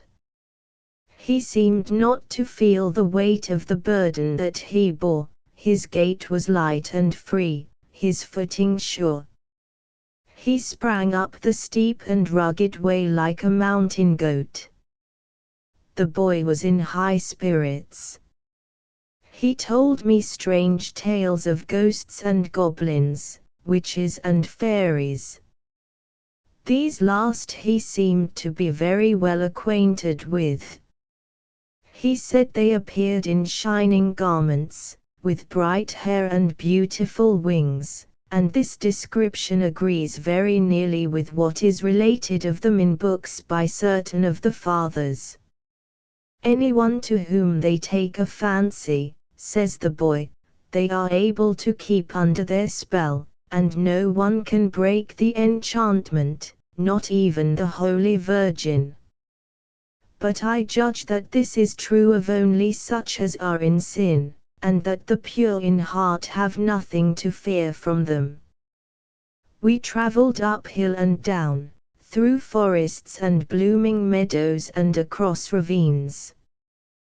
The mountain streams, hastening down to the valleys, full-banked and noisy, seemed to be relating the wonderful things that they had seen and the strange adventures they had met with on their way. Sometimes the hillsides and the woods resounded with nature's various voices, calling, whispering, sighing, chanting praises to the Lord of all. Now and again we passed a mountaineer's cabin, before which played children, yellow-haired and unkempt. On seeing strangers, they ran away. But the women came forward, with infants in their arms, and asked for benedictions. They offered us milk, butter, green cheese, and black bread. We frequently found the men seated in front of their huts, carving wood, mostly images of the Saviour upon the cross. These are sent to the city of Munich, where they are offered for sale, bringing, I am told, considerable money and much honor to their pious makers. At last we arrived at the shore of a lake, but a dense fog prevented a clear view of it. A clumsy little boat was found moored to the bank. My guide bade me enter it, and presently it seemed as if we were gliding through the sky in the midst of the clouds. I had never before been on the water, and felt a terrible misgiving lest we should capsize and drown. We heard nothing but the sound of the ripples against the sides of the boat. Here and there, as we advanced, some dark object became dimly visible for a moment, then vanished as suddenly as it had appeared, and we seemed gliding again through empty space. As the mist at times lifted a little, I observed great black rocks protruding from the water, and not far from shore were lying giant trees half submerged, with huge limbs that looked like the bones of some monstrous skeleton. The scene was so full of horrors that even the joyous youth was silent now, his watchful eye ever seeking to penetrate the fog in search of new dangers. By all these signs I knew that we were crossing that fearful lake which is haunted by ghosts and demons, and I therefore commended my soul to God. The power of the Lord overcomes all evil. Scarcely had I said my prayer against the spirits of darkness, when suddenly the veil of fog was rent asunder, and like a great rose of fire the sun shone out, clothing the world in garments of color and gold. Before this glorious eye of God the darkness fled and was no more. The dense fog, which had changed to a thin, transparent mist, lingered a little on the mountainsides, then vanished quite away. Except in the black clefts of the hills, no vestige of it stayed. The lake was as liquid silver, the mountains were gold, bearing forests that were like flames of fire. My heart was filled with wonder and gratitude. As our boat crept on I observed that the lake filled a long, narrow basin. On our right the cliffs rose to a great height, their tops covered with pines, but to the left and in front lay a pleasant land, where stood a large building. This was Saint Bartholomew, the summer residence of His Reverence, Superior Andreas. This garden spot was of no great extent, it was shut in on all sides but that upon which the lake lay by cliffs that rose 1,000 feet into the air. High in the front of this awful wall was set a green meadow, which seemed like a great jewel gleaming upon the grey cloak of the mountain. My guide pointed it out as the only place in all that region where the edelweiss grew. This, then, was the very place where Benedicta had culled the lovely flowers that she had brought to me during my penance. I gazed upward to that beautiful but terrible spot with feelings that I have no words to express. The youth, his mood sympathetic with the now joyous aspect of nature, shouted and sang, but I felt the hot tears rise into my eyes and flow down upon my cheeks, and concealed my face in my cowl. 21 After leaving the boat we climbed the mountain. Dear Lord, nothing comes from thy hand without a purpose and a use. But why thou shouldst have piled up these mountains, and why thou shouldst have covered them with so many stones, is a mystery to me, since I can see no purpose in stones, which are a blessing to neither man nor beast. After hours of climbing we reached a spring, where I sat down, faint and footsore and out of breath. As I looked about me the scene fully justified all that I had been told of these high solitudes. Wherever I turned my eyes was nothing but grey, bare rocks streaked with red and yellow and brown. There were dreary wastes of stones where nothing grew, no single plant nor blade of grass, dreadful abysses filled with ice, and glittering snowfields sloping upward till they seemed to touch the sky. Among the rocks I did, however, find a few flowers. It seemed as if the creator of this wild and desolate region had himself found it too horrible, and, reaching down to the valleys, had gathered a handful of flowers and scattered them in the barren places. These flowers, so distinguished by the divine hand, have bloomed with a celestial beauty that none others know. The boy pointed out the plant whose root I am to dig, as well as several strong and wholesome herbs serviceable to man, among them the golden-flowered arnica. After an hour we continued our journey, which we pursued until I was hardly able to drag my feet along the path. At last we reached a lonely spot surrounded by great black rocks. In the center was a miserable hut of stones, with a low opening in one side for an entrance, and this, the youth told me, was to be my habitation. We entered, and my heart sank to think of dwelling in such a place. There was no furniture of any kind. A wide bench, on which was some dry alpine grass, was to be my bed. There was a fireplace, with some wood for fuel, and a few simple cooking utensils. The boy took up a pan and ran away with it, and, throwing myself down in front of the hut, I was soon lost in contemplation of the wildness and terror of the place in which I was to prepare my soul for service of the Lord. The boy soon returned, bearing the pan in both hands, and on seeing me he gave a joyful shout, whose echoes sounded like 100 voices babbling among the rocks on every side.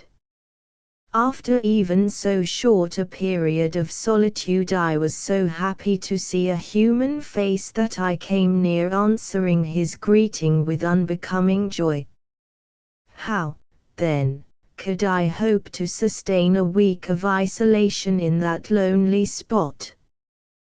When the boy placed the pan before me it was full of milk, and he brought forth from his clothing a pat of yellow butter, prettily adorned with alpine flowers, and a cake of snow-white cheese wrapped in aromatic herbs.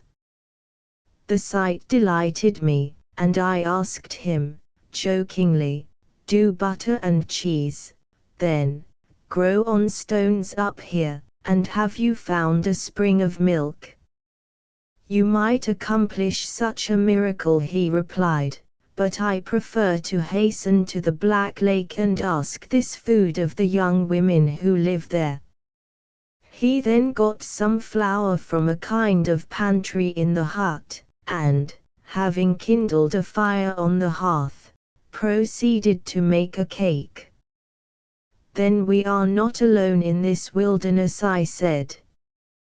"Tell me, where is that lake on the shore of which these generous people dwell?" "The Black Lake," he replied, blinking his eyes, which were full of smoke, "is behind that cudgel yonder, and the dairy house stands on the edge of the cliff above the water. It is a bad place. The lake reaches clear down to hell, and you can hear, through the fissures of the rocks, the roaring and hissing of the flames and the groans of the souls. And in no other place in all this world are there so many fierce and evil spirits. Beware of it. You might fall ill there in spite of your sanctity.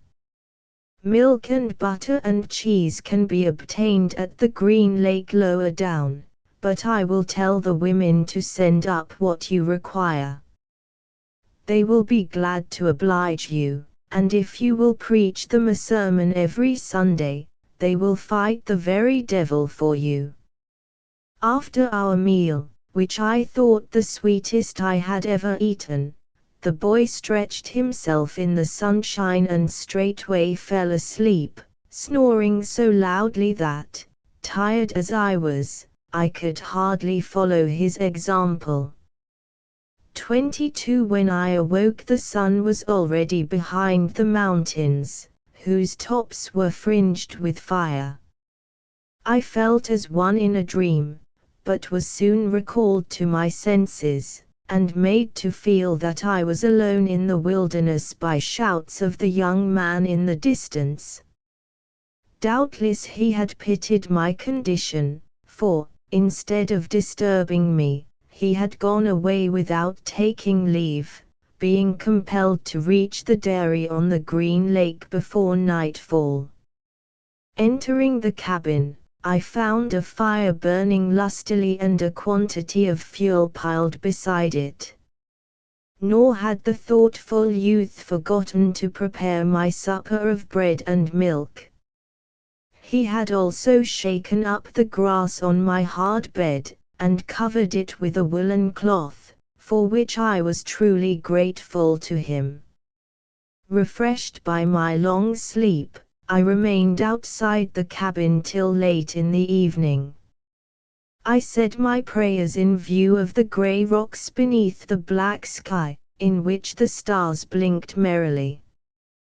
They seemed much more brilliant up here than when seen from the valley, and it was easy to imagine that, standing on the extreme summit, one might touch them with his hands.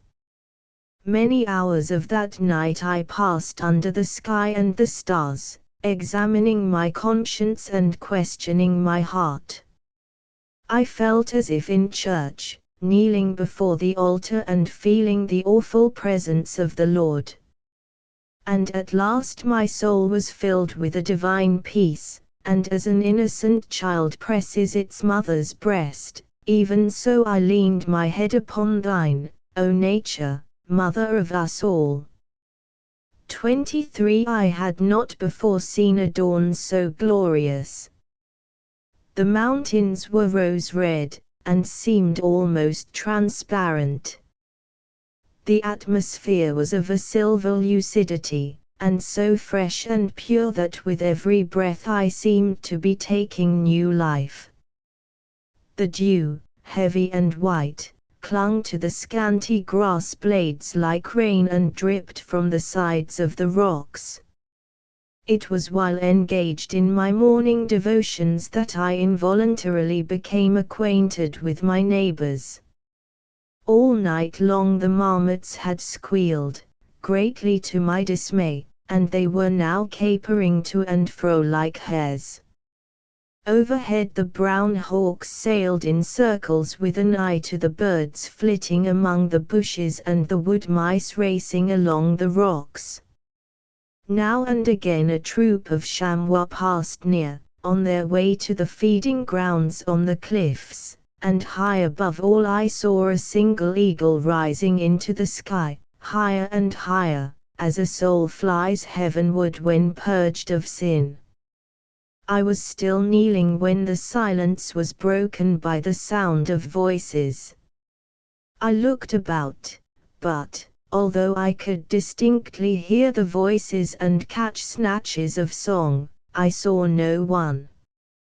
The sounds seemed to come from the heart of the mountain and, remembering the malevolent powers that infest the place, I repeated a prayer against the evil one and awaited the event. Again the singing was heard, ascending from a deep chasm, and presently I saw rising out of it 3 female figures. As soon as they saw me they ceased singing and uttered shrill screams. By this sign I knew them to be daughters of the earth, and thought they might be Christians, and so waited for them to approach. As they drew near I observed that they carried baskets on their heads, and that they were tall, good-looking lasses, light-haired, brown in complexion and black-eyed.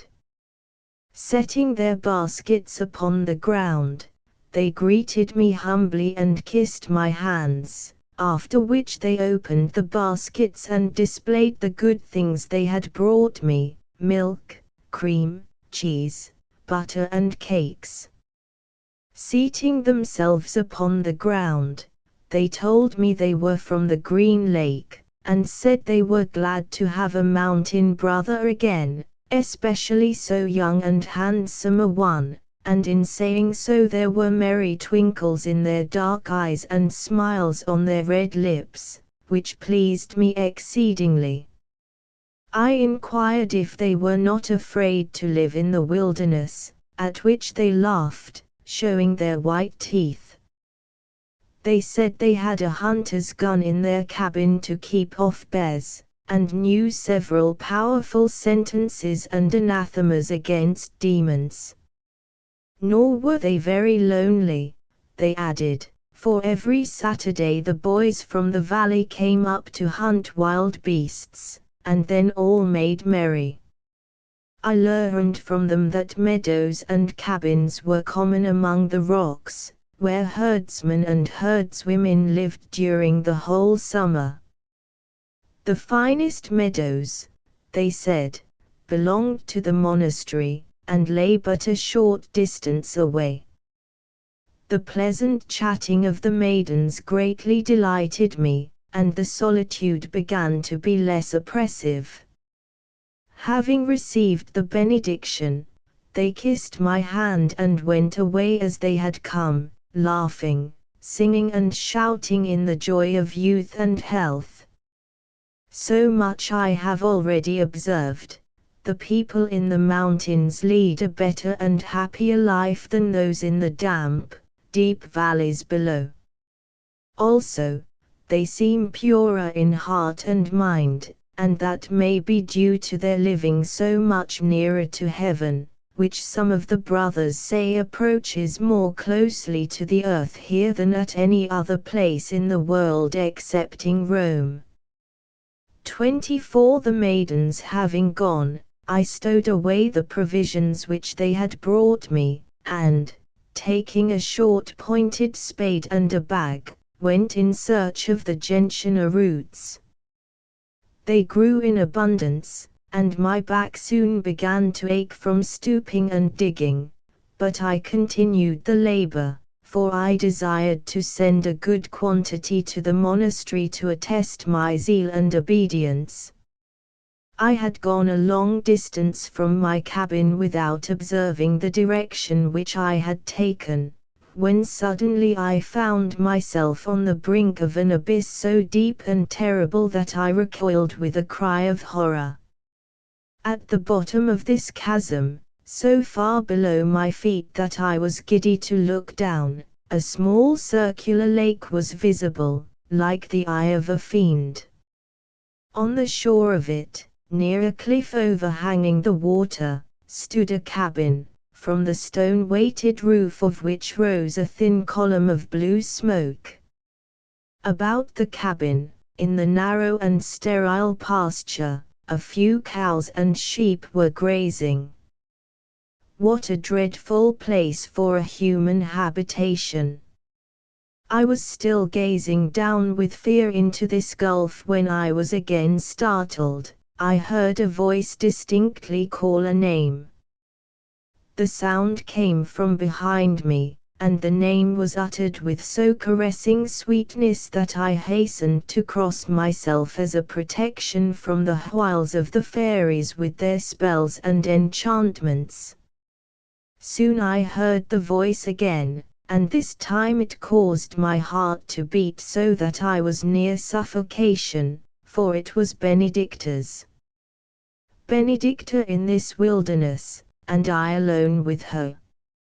Surely I now had need of thy guidance, blessed Franciscus, to keep my feet in the path of the divine purpose. I turned about and saw her. She was now springing from rock to rock, looking backward and calling the name that was strange to me. When she saw that I looked at her, she stood motionless. I walked to her, greeting her in the name of the Blessed Virgin, though, God forgive me, hardly able in the tumult of my emotions to articulate that holy title. Ah, how changed the poor child was! The lovely face was as pale as marble, the large eyes were sunken and inexpressibly sad. Her beautiful hair alone was unaltered, flowing over her shoulders like threads of gold. We stood looking at each other, silent from surprise.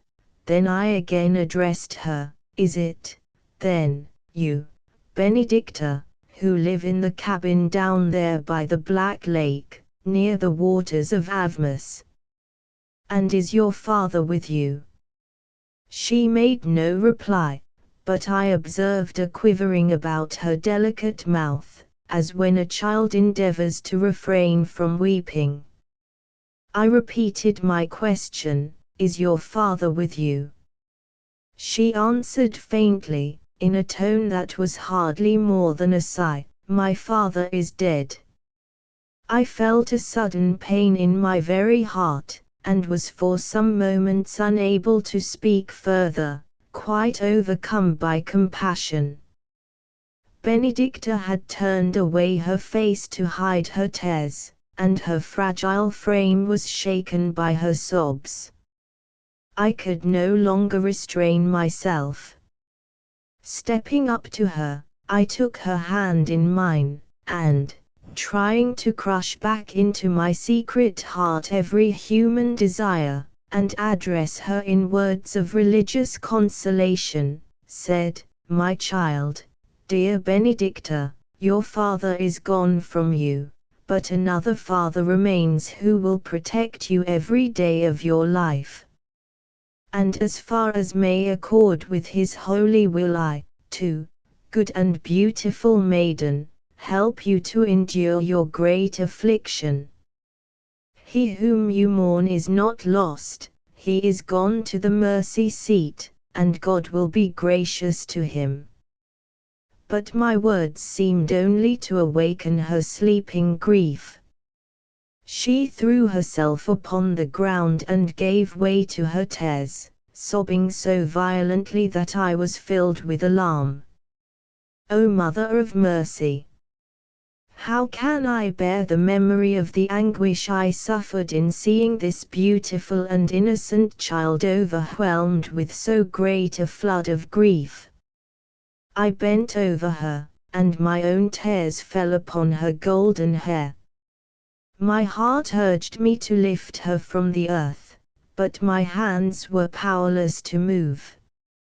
At length she composed herself somewhat and spoke, but as if she were talking to herself rather than to me. Oh, my father, my poor, heartbroken father. Yes, he is dead. They killed him, he died long ago of grief. My beautiful mother, too, died of grief and remorse for some great sin, I know not what, which he had forgiven her. He could only be compassionate and merciful. His heart was too tender to let him kill a worm or a beetle, and he was compelled to kill men. His father and his father's father had lived and died in the Galgenberg. They were hangmen all, and the awful inheritance fell to him. There was no escape, for the terrible people held him to the trade. I have heard him say that he was often tempted to kill himself, and but for me I am sure he would have done so. He could not leave me to starve, though he had to see me reviled, and at last, O Holy Virgin, publicly disgraced for that of which I was not guilty. As Benedicta made this reference to the great injustice that she had been made to suffer, her white cheeks kindled to crimson with the recollection of the shame which for her father's sake she had, at the time of it, so differently endured.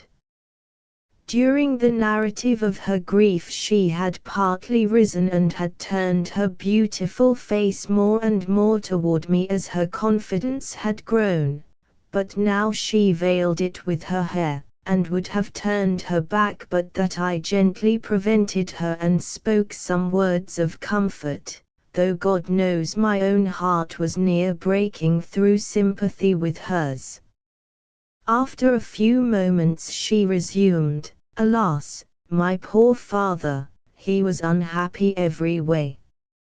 Not even the comfort of seeing his child baptized was granted him. I was a hangman's daughter, and my parents were forbidden to present me for baptism, nor could any priest be found who was willing to bless me in the name of the Holy Trinity. So they gave me the name Benedicta, and blessed me themselves, over and over again. I was only an infant when my beautiful mother died. They buried her in unconsecrated ground. She could not go to the Heavenly Father in the mansions above, but was thrust into the flames. While she was dying my father had hastened to the Reverend Superior, imploring him to send a priest with the sacrament. His prayer was denied. No priest came, and my poor father closed her eyes himself, while his own were blind with tears of anguish for her terrible fate. And all alone he had to dig her grave. He had no other place than near the gallows, where he had so often buried the hanged and the accursed. With his own hands he had to place her in that unholy ground, nor could any masses be said for her suffering soul. I well remember how my dear father took me then to the image of the Holy Virgin and bade me kneel, and, joining my little hands, taught me to pray for my poor mother, who had stood undefended before the terrible judge of the dead. This I have done every morning and evening since that day, and now I pray for both, for my father also has died unshriven, and his soul is not with God, but burns in unceasing fire. When he was dying I ran to the Superior, just as he had done for my dear mother. I besought him on my knees. I prayed and wept and embraced his feet, and would have kissed his hand but that he snatched it away. He commanded me to go. As Benedicta proceeded with her narrative she gained courage. She rose to her feet and stood erect, threw back her beautiful head and lifted her eyes to the heavens as if recounting her wrongs to God's high angels and ministers of doom. She stretched forth her bare arms in gestures of so natural force and grace that I was filled with astonishment, and her unstudied words came from her lips with an eloquence of which I had never before had any conception. I dare not think it inspiration, for, God forgive us all. Every word was an unconscious arraignment of him and his holy church, yet surely no mortal with lips untouched by a live coal from the altar ever so spake before. In the presence of this strange and gifted being I so felt my own unworth that I had surely knelt, as before a blessed saint, but that she suddenly concluded, with a pathos that touched me to tears. The cruel people killed him, she said, with a sob in the heart of every word. They laid hands upon me whom he loved. They charged me falsely with a foul crime. They attired me in a garment of dishonor, and put a crown of straw upon my head, and hung about my neck the black tablet of shame. They spat upon me and reviled me, and compelled him to lead me to the pillory, where I was bound and struck with whips and stones. That broke his great, good heart, and so he died, and I am alone. 25 When Benedicta had finished I remained silent, for in the presence of such a sorrow what could I say? For such wounds as hers religion has no balm. As I thought of the cruel wrongs of this humble and harmless family there came into my heart a feeling of wild rebellion against the world, against the Church, against God. They were brutally unjust, horribly, devilishly unjust, God, the Church, and the world. Our very surroundings, the stark and soulless wilderness, perilous with precipices and bleak with everlasting snows, seemed a visible embodiment of the woeful life to which the poor child had been condemned from birth, and truly this was more than fancy, for since her father's death had deprived her of even so humble a home as the hangman's hovel she had been driven to these eternal solitudes by the stress of want. But below us were pleasant villages, fertile fields, green gardens, and homes where peace and plenty abided all the year. After a time, when Benedicta was somewhat composed, I asked her if she had anyone with her for protection. I have none, she replied. But observing my look of pain, she added, I have always lived in lonely, accursed places, I am accustomed to that. Now that my father is dead, there is no one who cares even to speak to me, nor any whom I care to talk with, except you. After a pause she said, True, there is one who cares to see me, but here she broke off, and I did not press her to explain lest it should embarrass her. Presently she said, I knew yesterday that you were here. A boy came for some milk and butter for you. If you were not a holy man the boy would not have come to me for your food. As it is, you cannot be harmed by the evil which attaches to everything I have or do. Are you sure, though, that you made the sign of the cross over the food yesterday?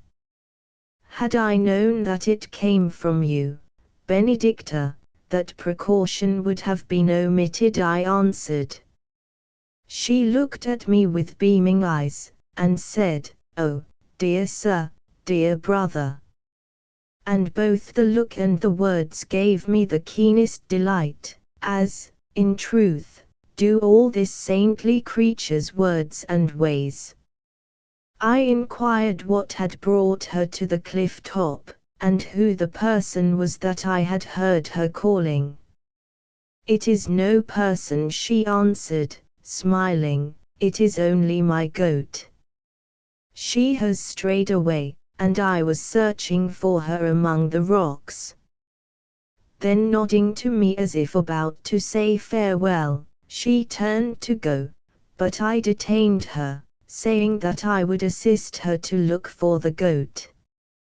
We soon discovered the animal in a crevice of rock, and so glad was Benedicta to find her humble companion that she knelt by its side, put her arms about its neck and called it by many endearing names.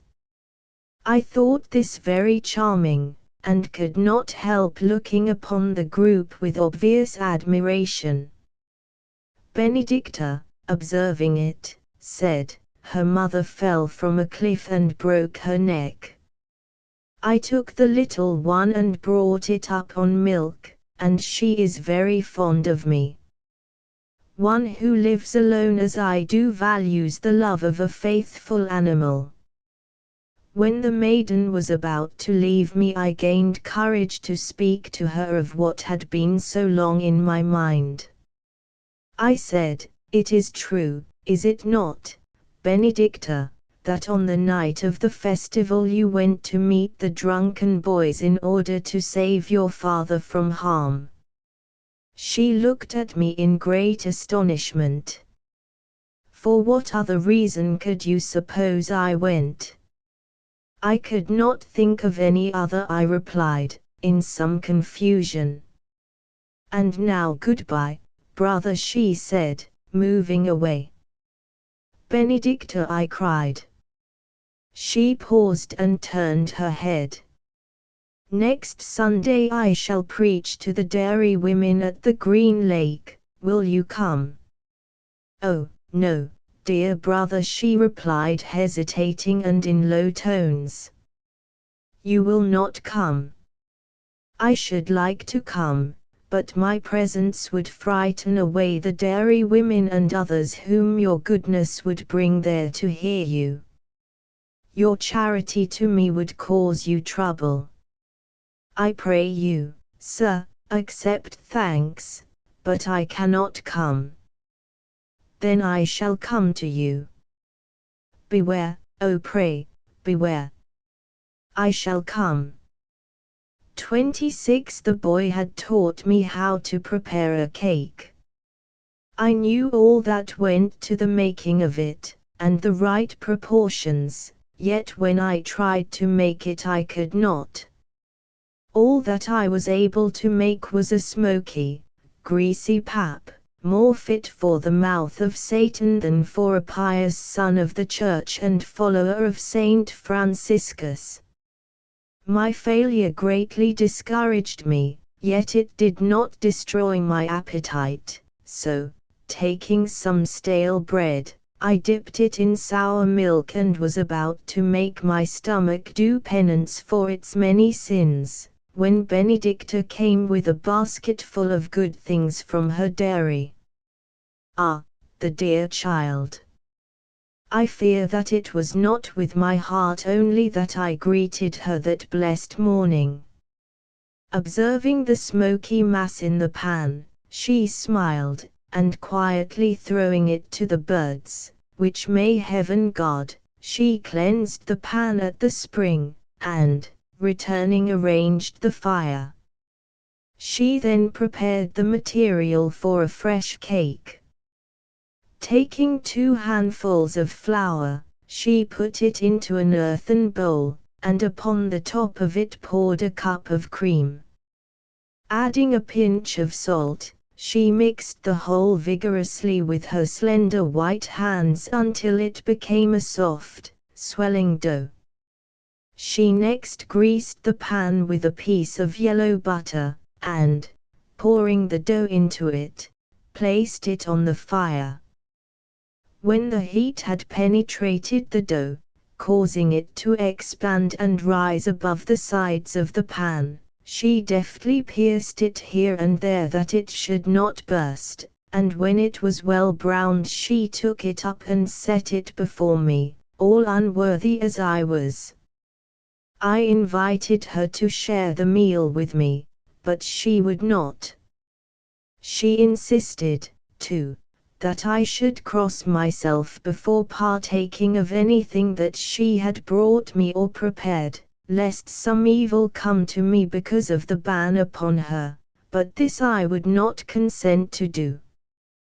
While I ate she culled flowers from among the rocks, and, making a wreath, hung it upon the cross in front of the cabin, after which, when I had finished, she employed herself in cleansing the dishes and arranging everything in order as it should be, so that I imagined myself far more comfortable than before, even in merely looking about me.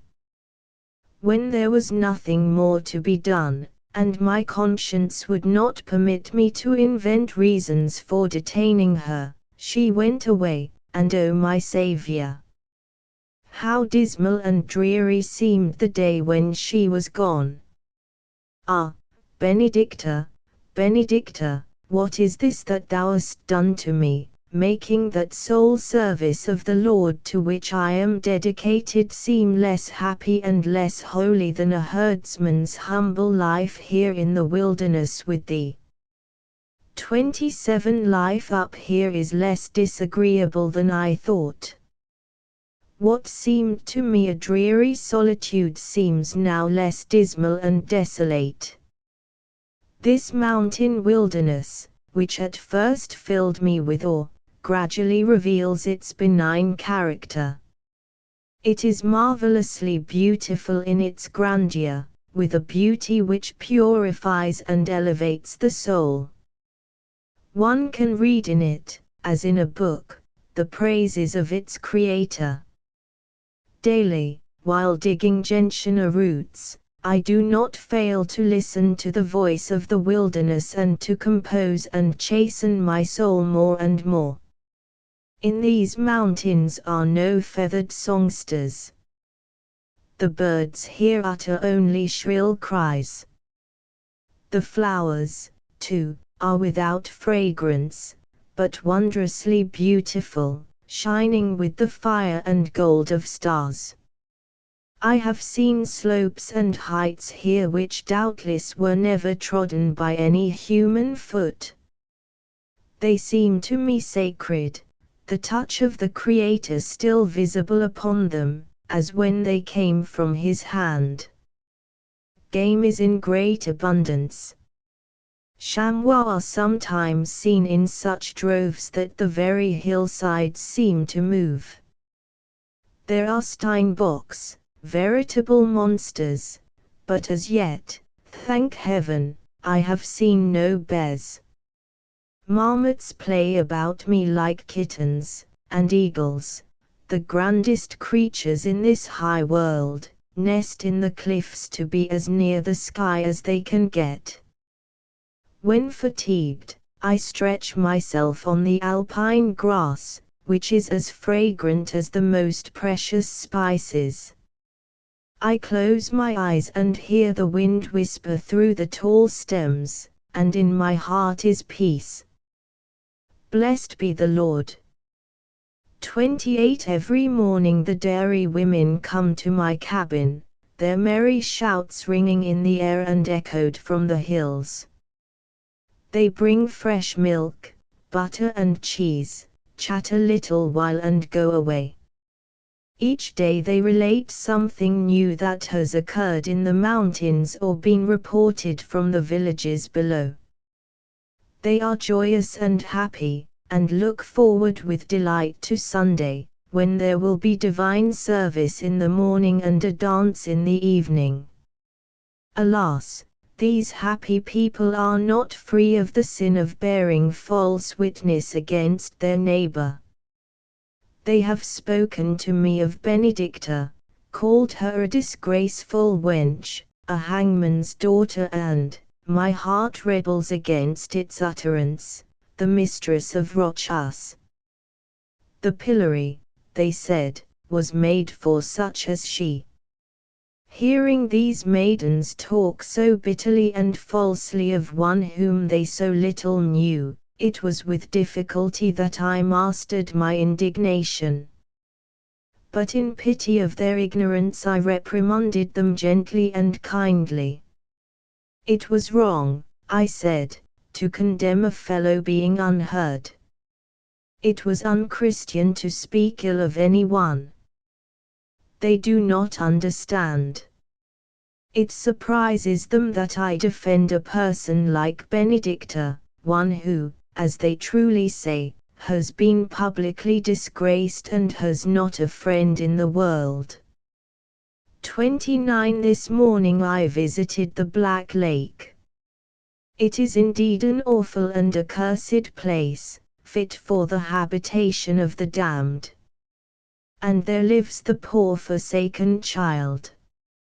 Approaching the cabin, I could see a fire burning on the hearth, and over it was suspended a kettle. Benedicta was seated on a low stool, looking into the flames. Her face was illuminated with a crimson glow, and I could observe heavy teardrops on her cheeks.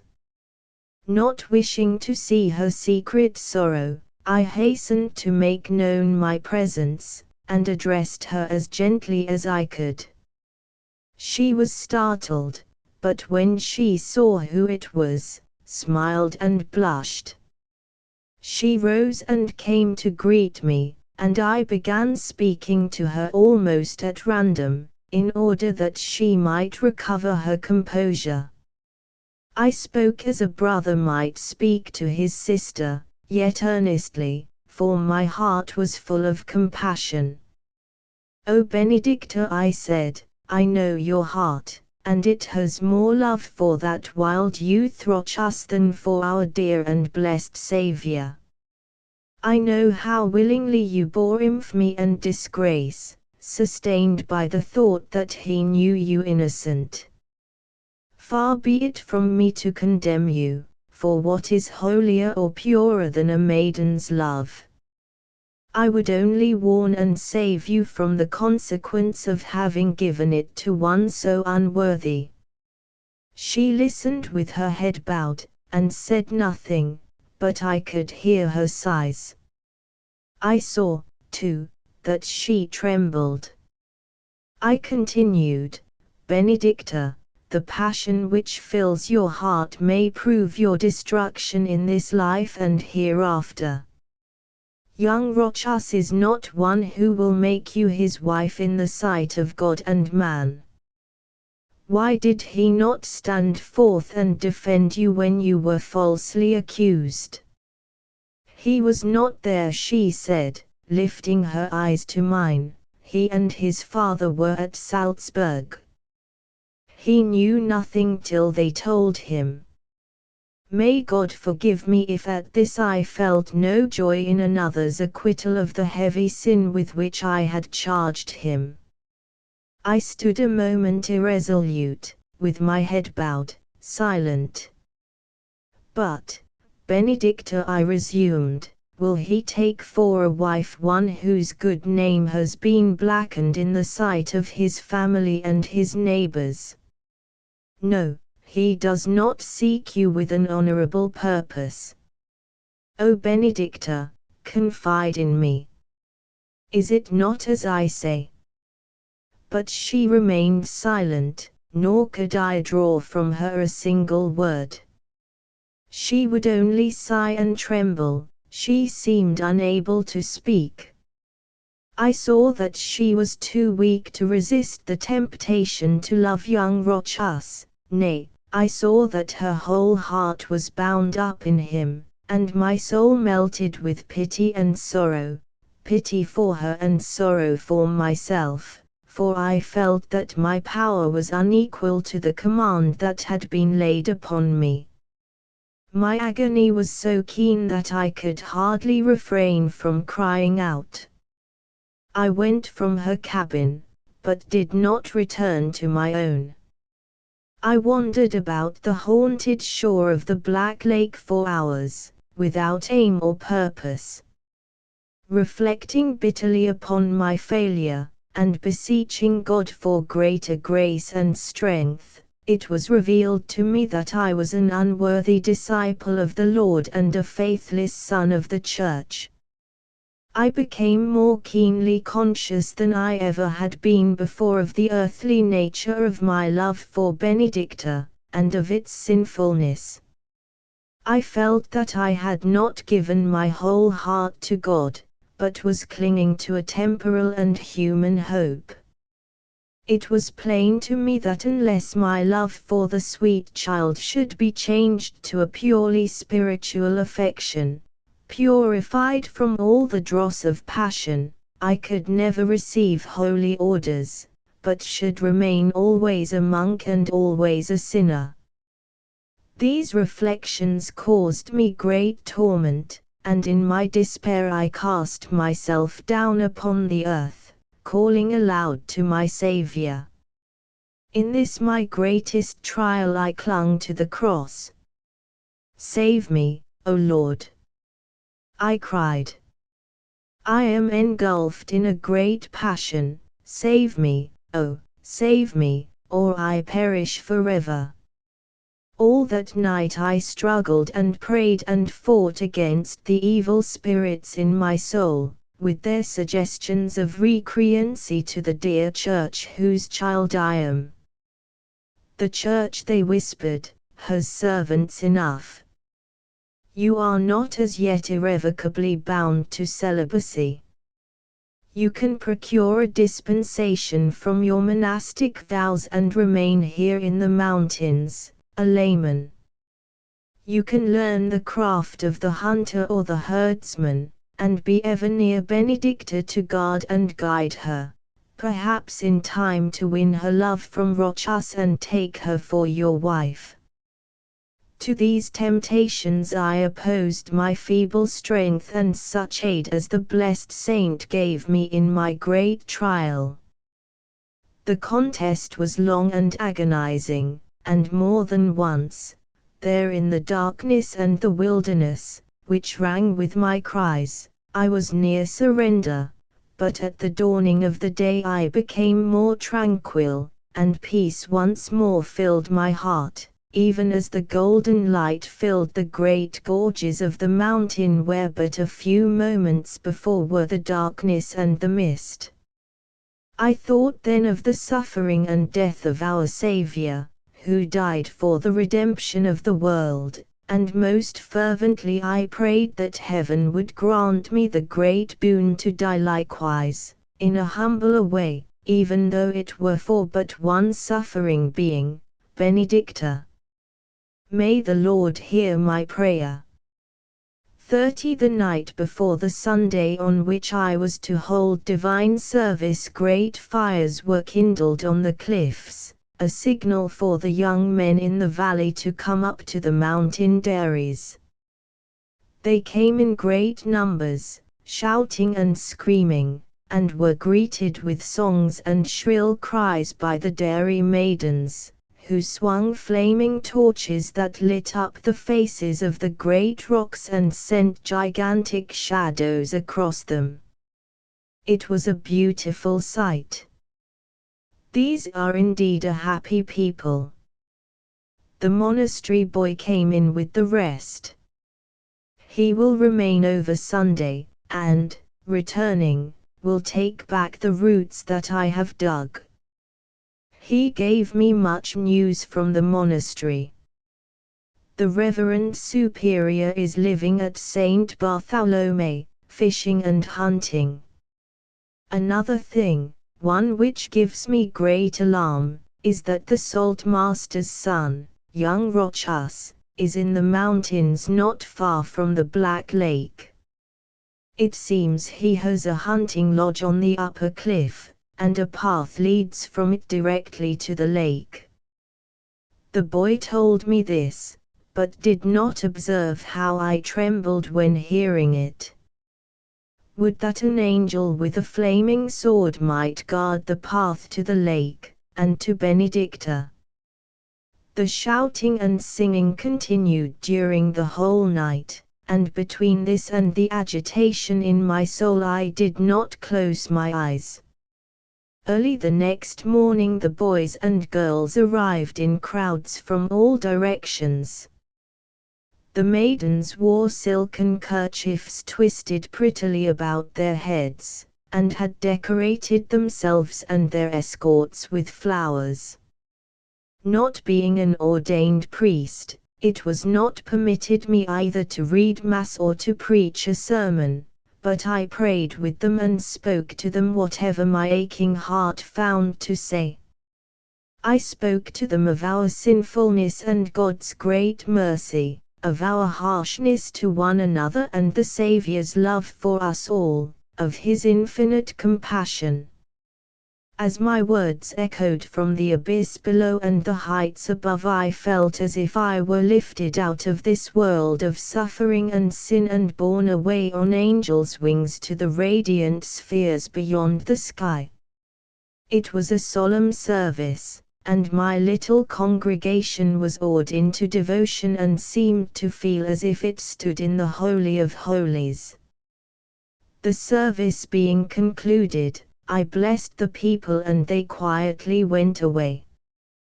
They had not been long gone before I heard the lads send forth ringing shouts, but this did not displease me. Why should they not rejoice?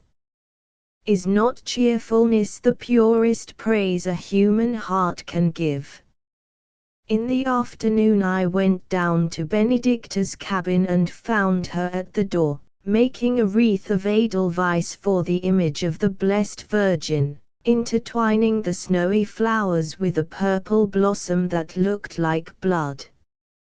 Seating myself beside her, I looked on at her beautiful work in silence, but in my soul was a wild tumult of emotion and a voice that cried, "Benedicta, my love, my soul, I love you more than life. I love you above all things on earth and in heaven." 31 The Superior sent for me, and with a strange foreboding I followed his messenger down the difficult way to the lake and embarked in the boat. Occupied with gloomy reflections and presentiments of impending evil, I hardly observed that we had left the shore before the sound of merry voices apprised me of our arrival at Saint Bartholomew. On the beautiful meadow surrounding the dwelling of the Superior were a great number of people, priests, friars, mountaineers and hunters. Many were there who had come from afar with large retinues of servants and boys. In the house was a great bustle, a confusion and a hurrying to and fro, as during a fair. The doors stood wide open, and people ran in and out, clamoring noisily. The dogs yelped and howled as loud as they could. On a stand under the oak was a great cask of beer, and many of the people were gathered about it, drinking. Inside the house, too, there seemed to be much drinking, for I saw many men near the windows with mighty cups in their hands. On entering, I encountered throngs of servants carrying dishes of fish and game.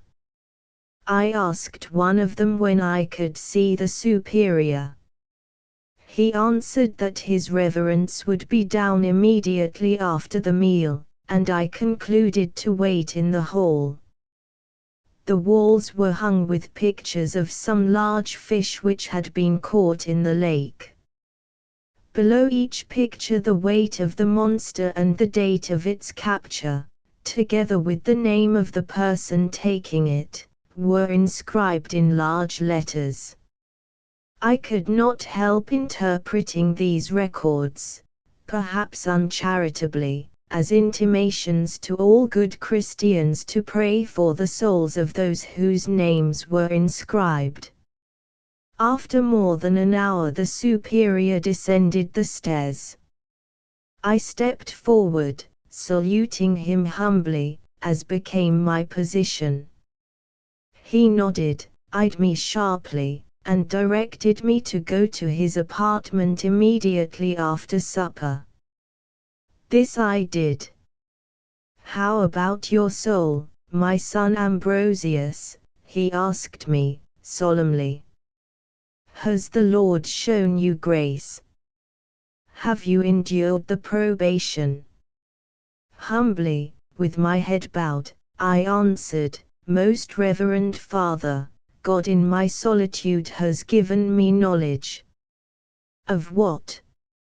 "Of your guilt." This I affirmed. "Praise be to God," exclaimed the Superior. "I knew, my son, that solitude would speak to your soul with the tongue of an angel. I have good tidings for you. I have written in your behalf to the Bishop of Salzburg. He summons you to his palace. He will consecrate you and give you holy orders in person, and you will remain in his city. Prepare yourself, for in 3 days you are to leave us." The Superior looked sharply into my face again, but I did not permit him to see into my heart. I asked for his benediction, bowed and left him. Ah, then, it was for this that I was summoned. I am to go away forever. I must leave my very life behind me, I must renounce my care and protection of Benedicta. God help her and me. 32 I am once more in my mountain home, but tomorrow I leave it forever. But why am I sad? Does not a great blessing await me? Have I not ever looked forward to the moment of my consecration with longing, believing it would bring me the supreme happiness of my life? And now that this great joy is almost within my grasp, I am sad beyond measure. Can I approach the altar of the Lord with a lie on my lips? Can I receive the Holy Sacrament as an impostor? The holy oil upon my forehead would turn to fire and burn into my brain, and I should be forever damned. I might fall upon my knees before the bishop and say, "Expel me, for I do not seek after the love of Christ, nor after holy and heavenly things, but after the things of this world."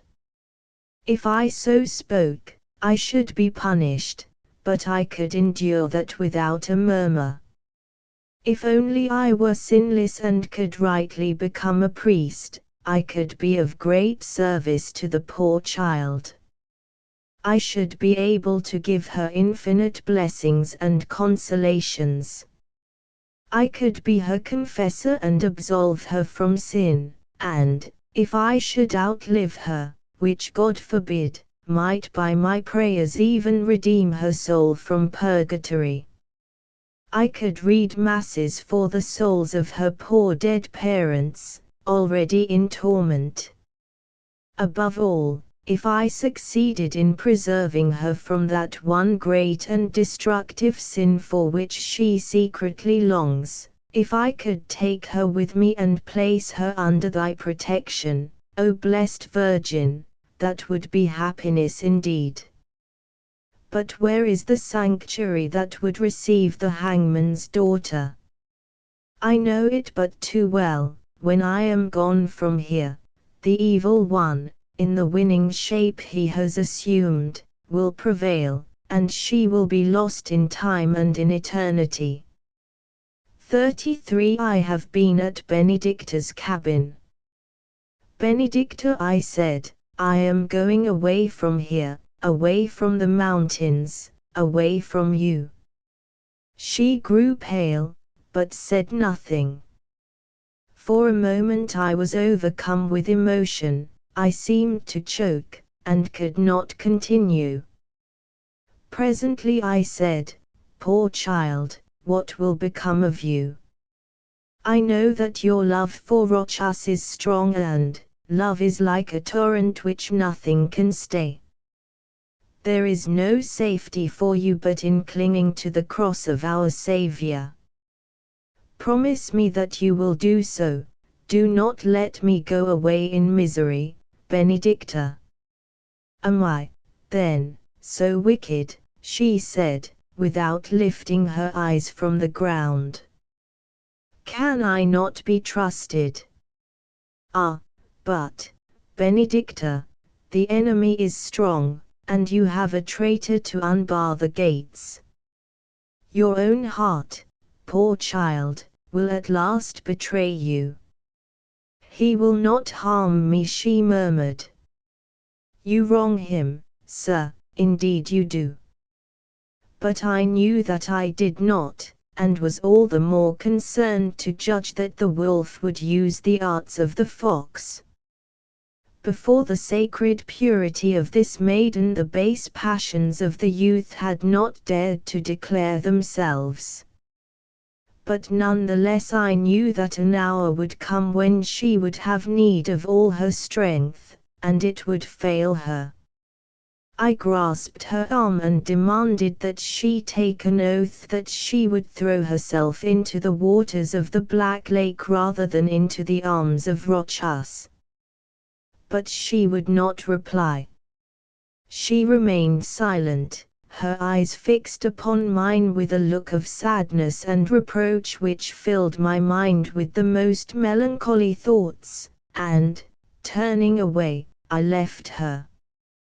34 Lord, Saviour of my soul, whither hast thou led me? Here am I in the culprit's tower, a condemned murderer, and tomorrow at sunrise I shall be taken to the gallows and hanged. For whoso slays a fellow being, he shall be slain, that is the law of God and man. On this the last day of my life I have asked that I be permitted to write, and my prayer is granted. In the name of God and in the truth I shall now set down all that occurred. Leaving Benedicta, I returned to my cabin, and, having packed everything, waited for the boy. But he did not come. I should have to remain in the mountains another night. I grew restless. The cabin seemed too narrow to hold me, the air was too heavy and hot to sustain life. Going outside, I lay upon a rock and looked up at the sky, dark and glittering with stars. But my soul was not in the heavens, it was at the cabin by the Black Lake. Suddenly I heard a faint, distant cry, like a human voice. I sat upright and listened, but all was still. It may have been, I thought, the note of some night bird. I was about to lie down again, when the cry was repeated, but it seemed to come from another direction. It was the voice of Benedicta. It sounded again, and now it seemed to come from the air, from the sky above my head, and distinctly it called my name, but, O Mother of God, what anguish was in those tones! I leapt from the rock. Benedicta, Benedicta! I cried aloud. There was no reply. Benedicta, I am coming to thee, child. I sprang away in the darkness, along the path to the Black Lake. I ran and leapt, stumbling and falling over rocks and stumps of trees. My limbs were bruised, my clothing was torn, but I gave no heed. Benedicta was in distress, and I alone could save and guard her. I rushed on until I reached the Black Lake. But at the cabin all was quiet, there was neither light nor sound, everything was as peaceful as a house of God. After waiting a long time I left. The voice that I had heard calling me could not have been Benedicta's, but must have been that of some evil spirit mocking me in my great sorrow. I meant to return to my cabin, but an invisible hand directed my steps another way, and although it led me to my death, I know it to have been the hand of the Lord. Walking on, hardly knowing whither, and unable to find the path by which I had descended, I found myself at the foot of a precipice. Here was a narrow path leading steeply upward along the face of the cliff, and I began ascending it. After I had gone up some distance I looked above, and saw outlined against the starry sky a cabin perched upon the very verge. It flashed through my mind that this was the hunting lodge of the saltmaster's son, and this the path by which he visited Benedicta. Merciful Father! He, Rochas, was certain to come this way, there could be no other. I would wait for him here. I crouched in the shadow and waited, thinking what to say to him and imploring the Lord for inspiration to change his heart and turn him from his evil purpose. Before long I heard him approaching from above. I heard the stones displaced by his foot roll down the steep slopes and leap into the lake far below. Then I prayed God that if I should be unable to soften the youth's heart, he might miss his footing and fall, too, like the stones, for it would be better that he should meet a sudden and impenitent death, and his soul be lost, than that he should live to destroy the soul of an innocent girl. Turning at an angle of the rock, he stood directly before me as, rising, I stepped into the faint light of the new moon. He knew me at once, and in a haughty tone asked me what I wanted. I replied mildly, explaining why I had barred his way, and begging him to go back. He insulted and derided me. "You miserable tola," he said, "will you never cease meddling in my affairs? Because the mountain maids are so foolish as to praise your white teeth and your big black eyes, must you fancy yourself a man, and not a monk? You are no more to women than a goat." I begged him to desist and to listen to me. I threw myself on my knees and implored him, however he might despise me and my humble though holy station, to respect Benedicta and spare her. But he pushed me from him with his foot upon my breast. No longer master of myself, I sprang erect, and called him an assassin and a villain.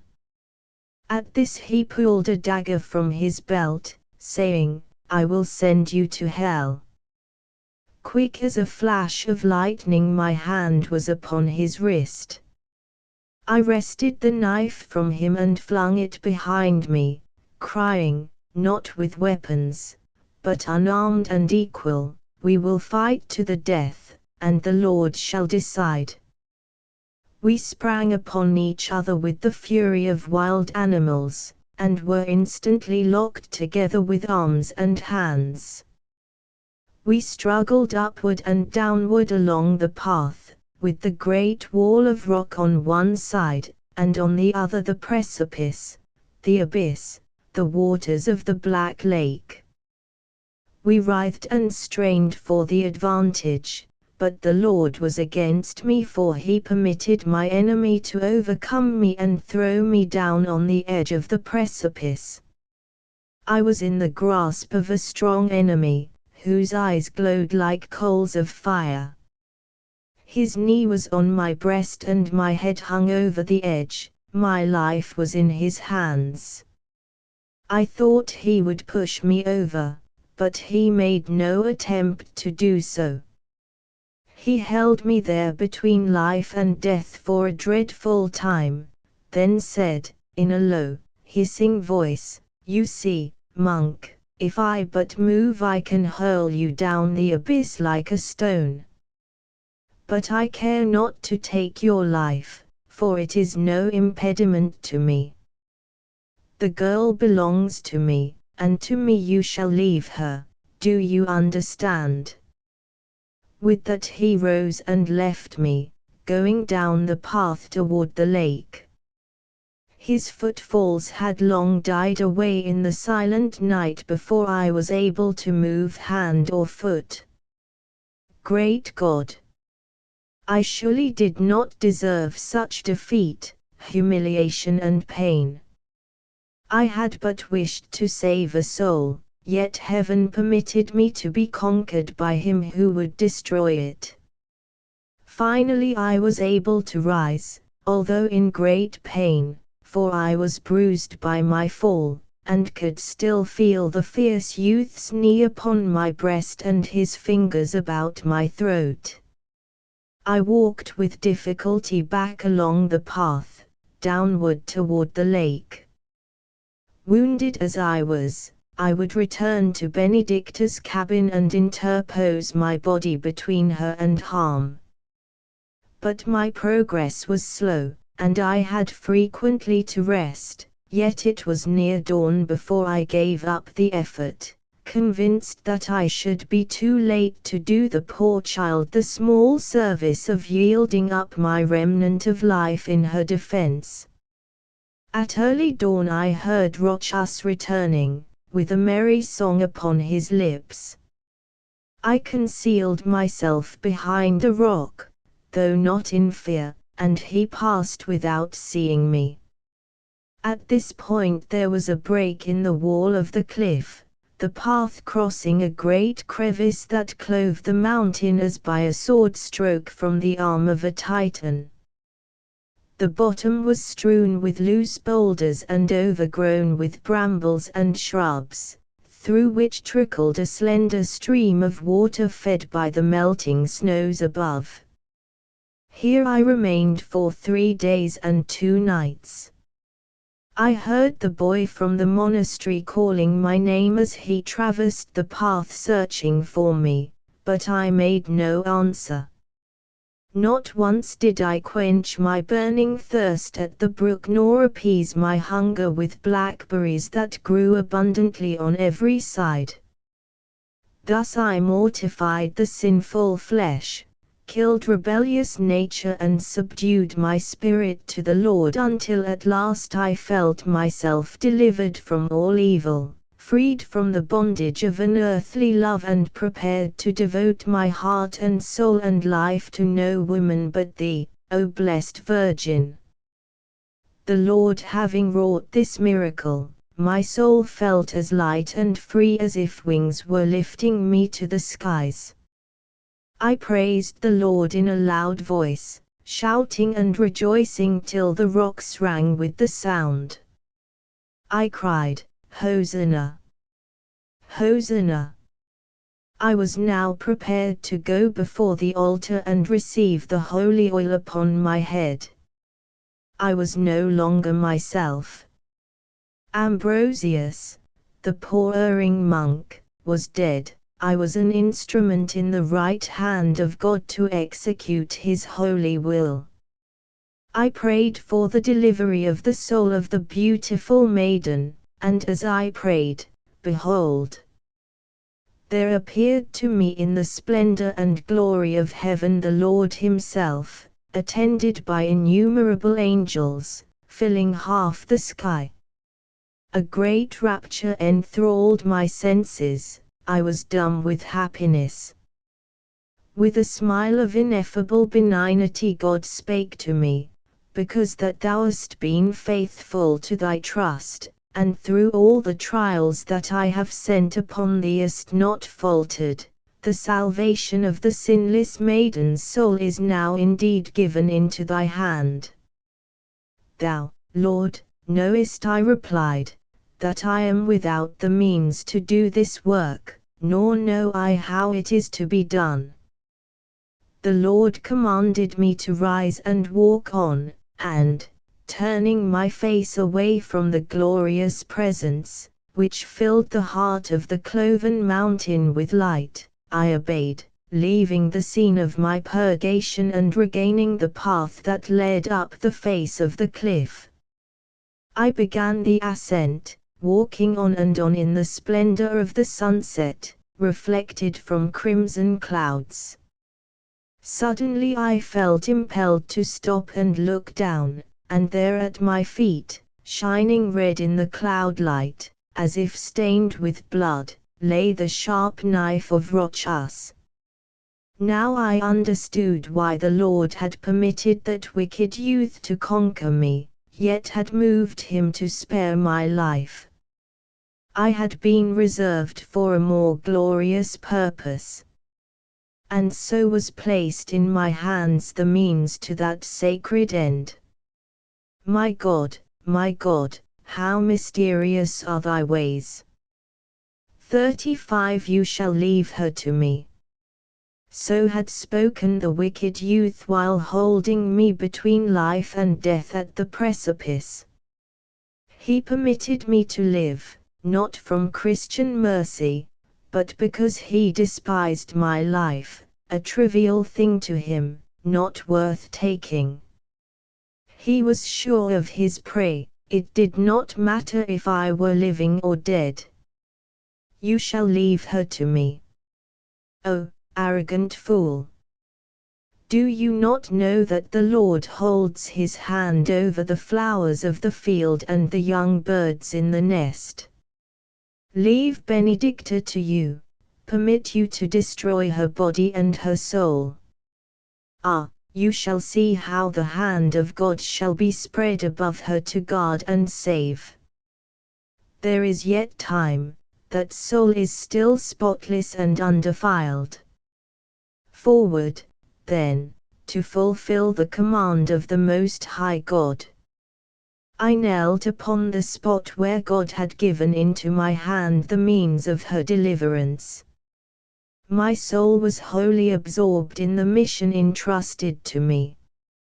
My heart was in ecstasy, and I saw plainly, as in a vision, the triumphant completion of the act which I had still to do.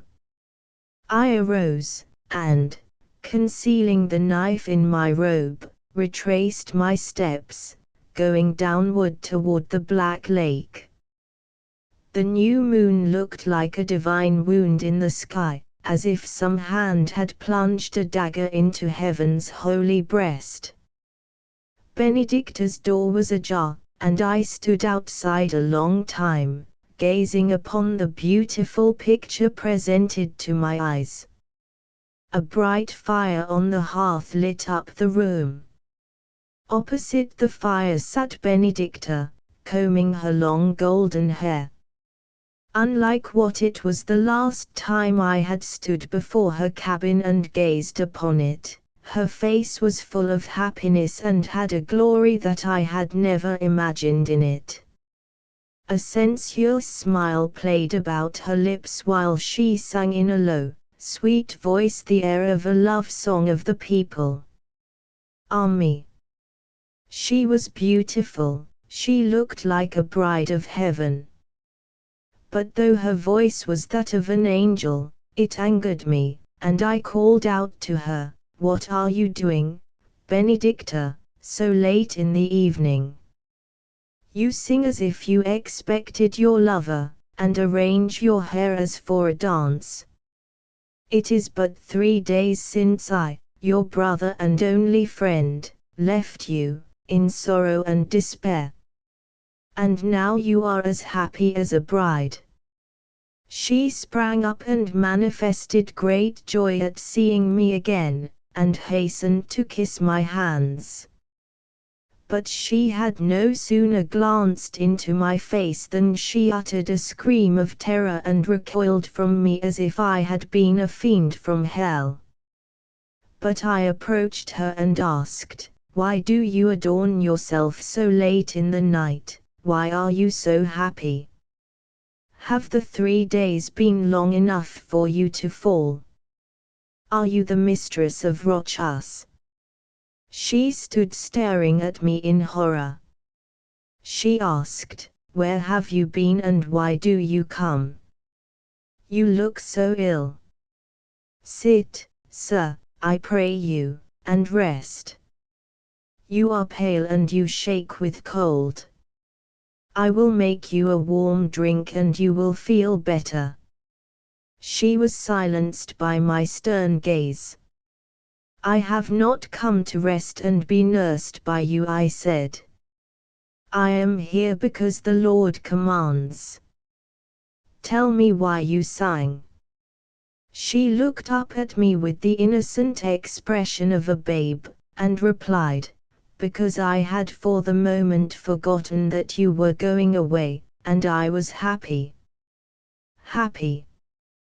"Yes, he has been here." "Who?" "Rochas."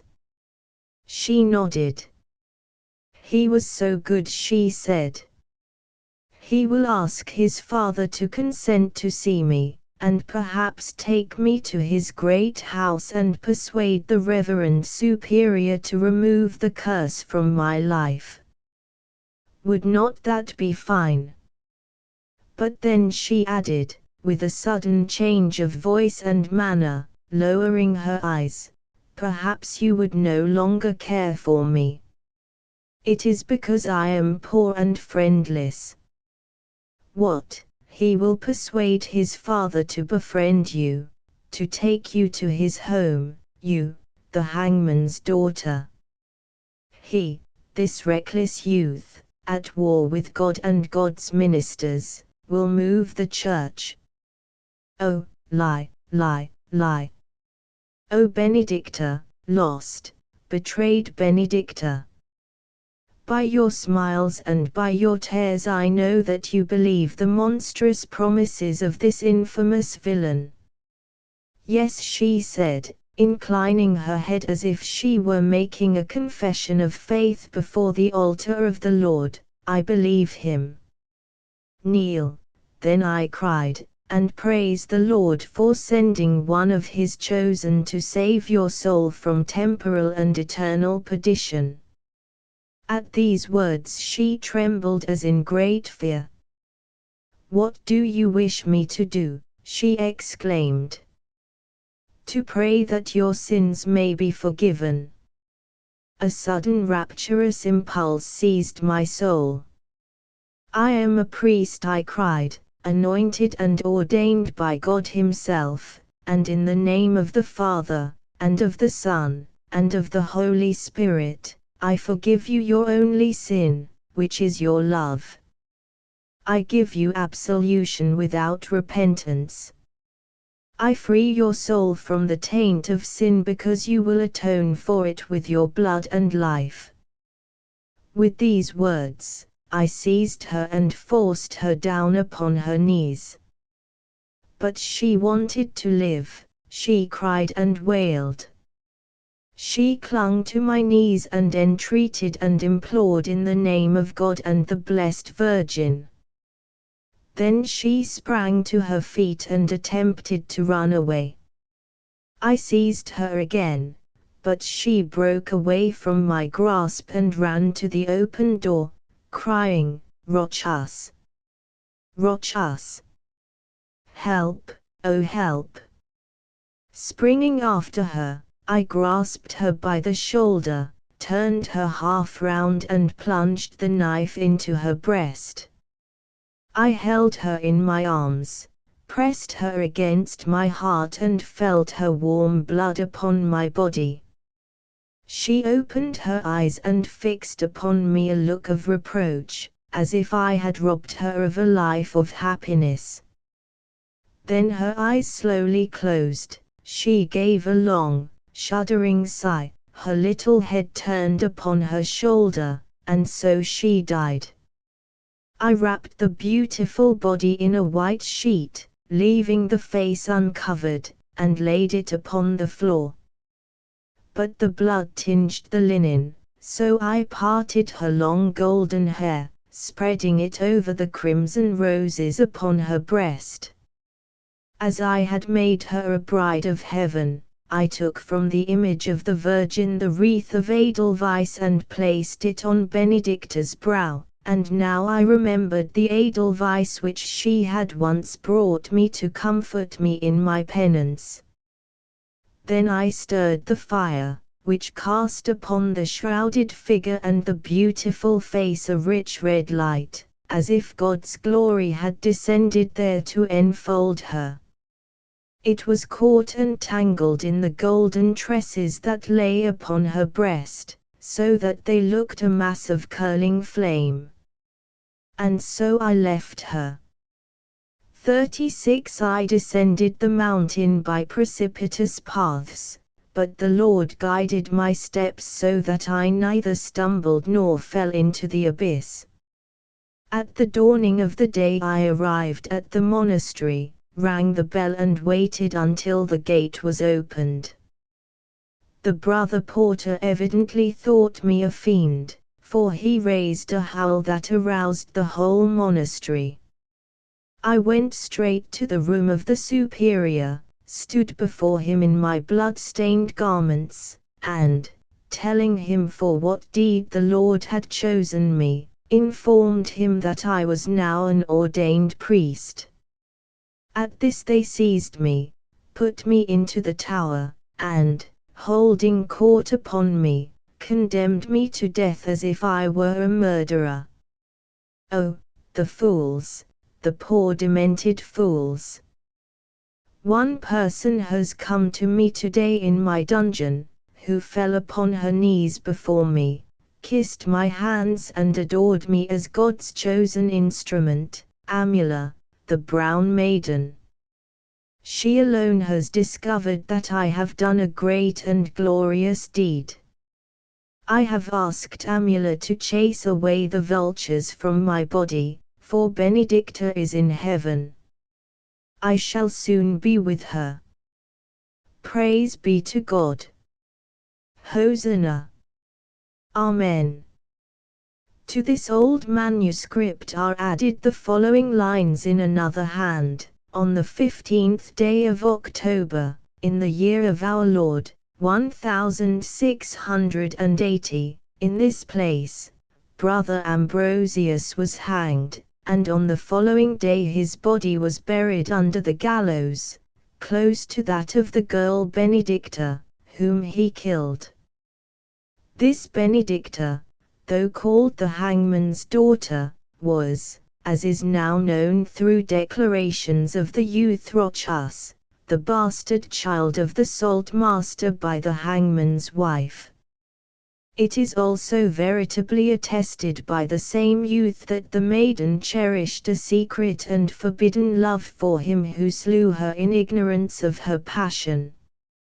In all else Brother Ambrosius was a faithful servant of the Lord. Pray for him, pray for him. ****** End of the Project Gutenberg ebook The Monk and the Hangman's Daughter *****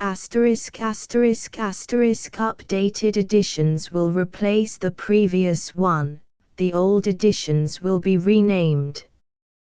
Creating the works from print editions not protected by U.S. copyright law means that no one owns a United States copyright in these works, so the Foundation, and you, can copy and distribute it in the United States without permission and without paying copyright royalties.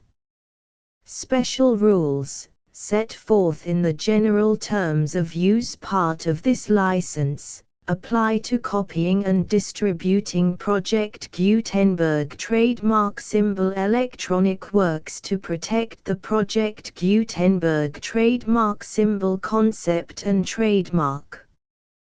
Project Gutenberg is a registered trademark, and may not be used if you charge for an ebook, except by following the terms of the trademark license, including paying royalties for use of the Project Gutenberg trademark. If you do not charge anything for copies of this ebook, complying with the trademark license is very easy. You may use this ebook for nearly any purpose such as creation of derivative works, reports, performances and research. Project Gutenberg ebooks may be modified and printed and given away. You may do practically anything in the United States with ebooks not protected by U.S. copyright law. Redistribution is subject to the trademark license, especially commercial redistribution. Start. Full license. The full Project Gutenberg license. Please read this before you distribute or use this work to protect the Project Gutenberg trademark symbol mission of promoting the free distribution of electronic works, by using or distributing this work, or any other work associated in any way with the phrase Project Gutenberg. You agree to comply with all the terms of the full Project Gutenberg trademark symbol license available with this file or online at www.gutenberg.org/license. Section 1. General Terms of Use and Redistributing Project Gutenberg Trademark Symbol Electronic Works 1.0. By reading or using any part of this Project Gutenberg trademark symbol electronic work, You indicate that you have read, understand, agree to and accept all the terms of this license and intellectual property, trademark/copyright, agreement. If you do not agree to abide by all the terms of this agreement, you must cease using and return or destroy all copies of Project Gutenberg trademark symbol electronic works in your possession. If you paid a fee for obtaining a copy of or access to a Project Gutenberg trademark symbol electronic work and you do not agree to be bound by the terms of this agreement, you may obtain a refund from the person or entity to whom you paid the fee as set forth in paragraph 1.e.8. 1.b Project Gutenberg is a registered trademark. It may only be used on or associated in any way with an electronic work by people who agree to be bound by the terms of this agreement. There are a few things that you can do with most Project Gutenberg trademark symbol electronic works even without complying with the full terms of this agreement. See paragraph 1.c below. There are a lot of things you can do with Project Gutenberg trademark symbol electronic works if you follow the terms of this agreement and help preserve free future access to Project Gutenberg trademark symbol electronic works. See paragraph 1.e below. 1.c. The Project Gutenberg Literary Archive Foundation, the Foundation or PGLAF, owns a compilation copyright in the collection of Project Gutenberg trademark symbol electronic works. Nearly all the individual works in the collection are in the public domain in the United States. If an individual work is unprotected by copyright law in the United States and you are located in the United States, we do not claim a right to prevent you from copying, distributing, performing, displaying or creating derivative works based on the work as long as all references to Project Gutenberg are removed. Of course, we hope that you will support the Project Gutenberg trademark symbol mission of promoting free access to electronic works by freely sharing Project Gutenberg trademark symbol works in compliance with the terms of this agreement for keeping the Project Gutenberg trademark symbol name associated with the work.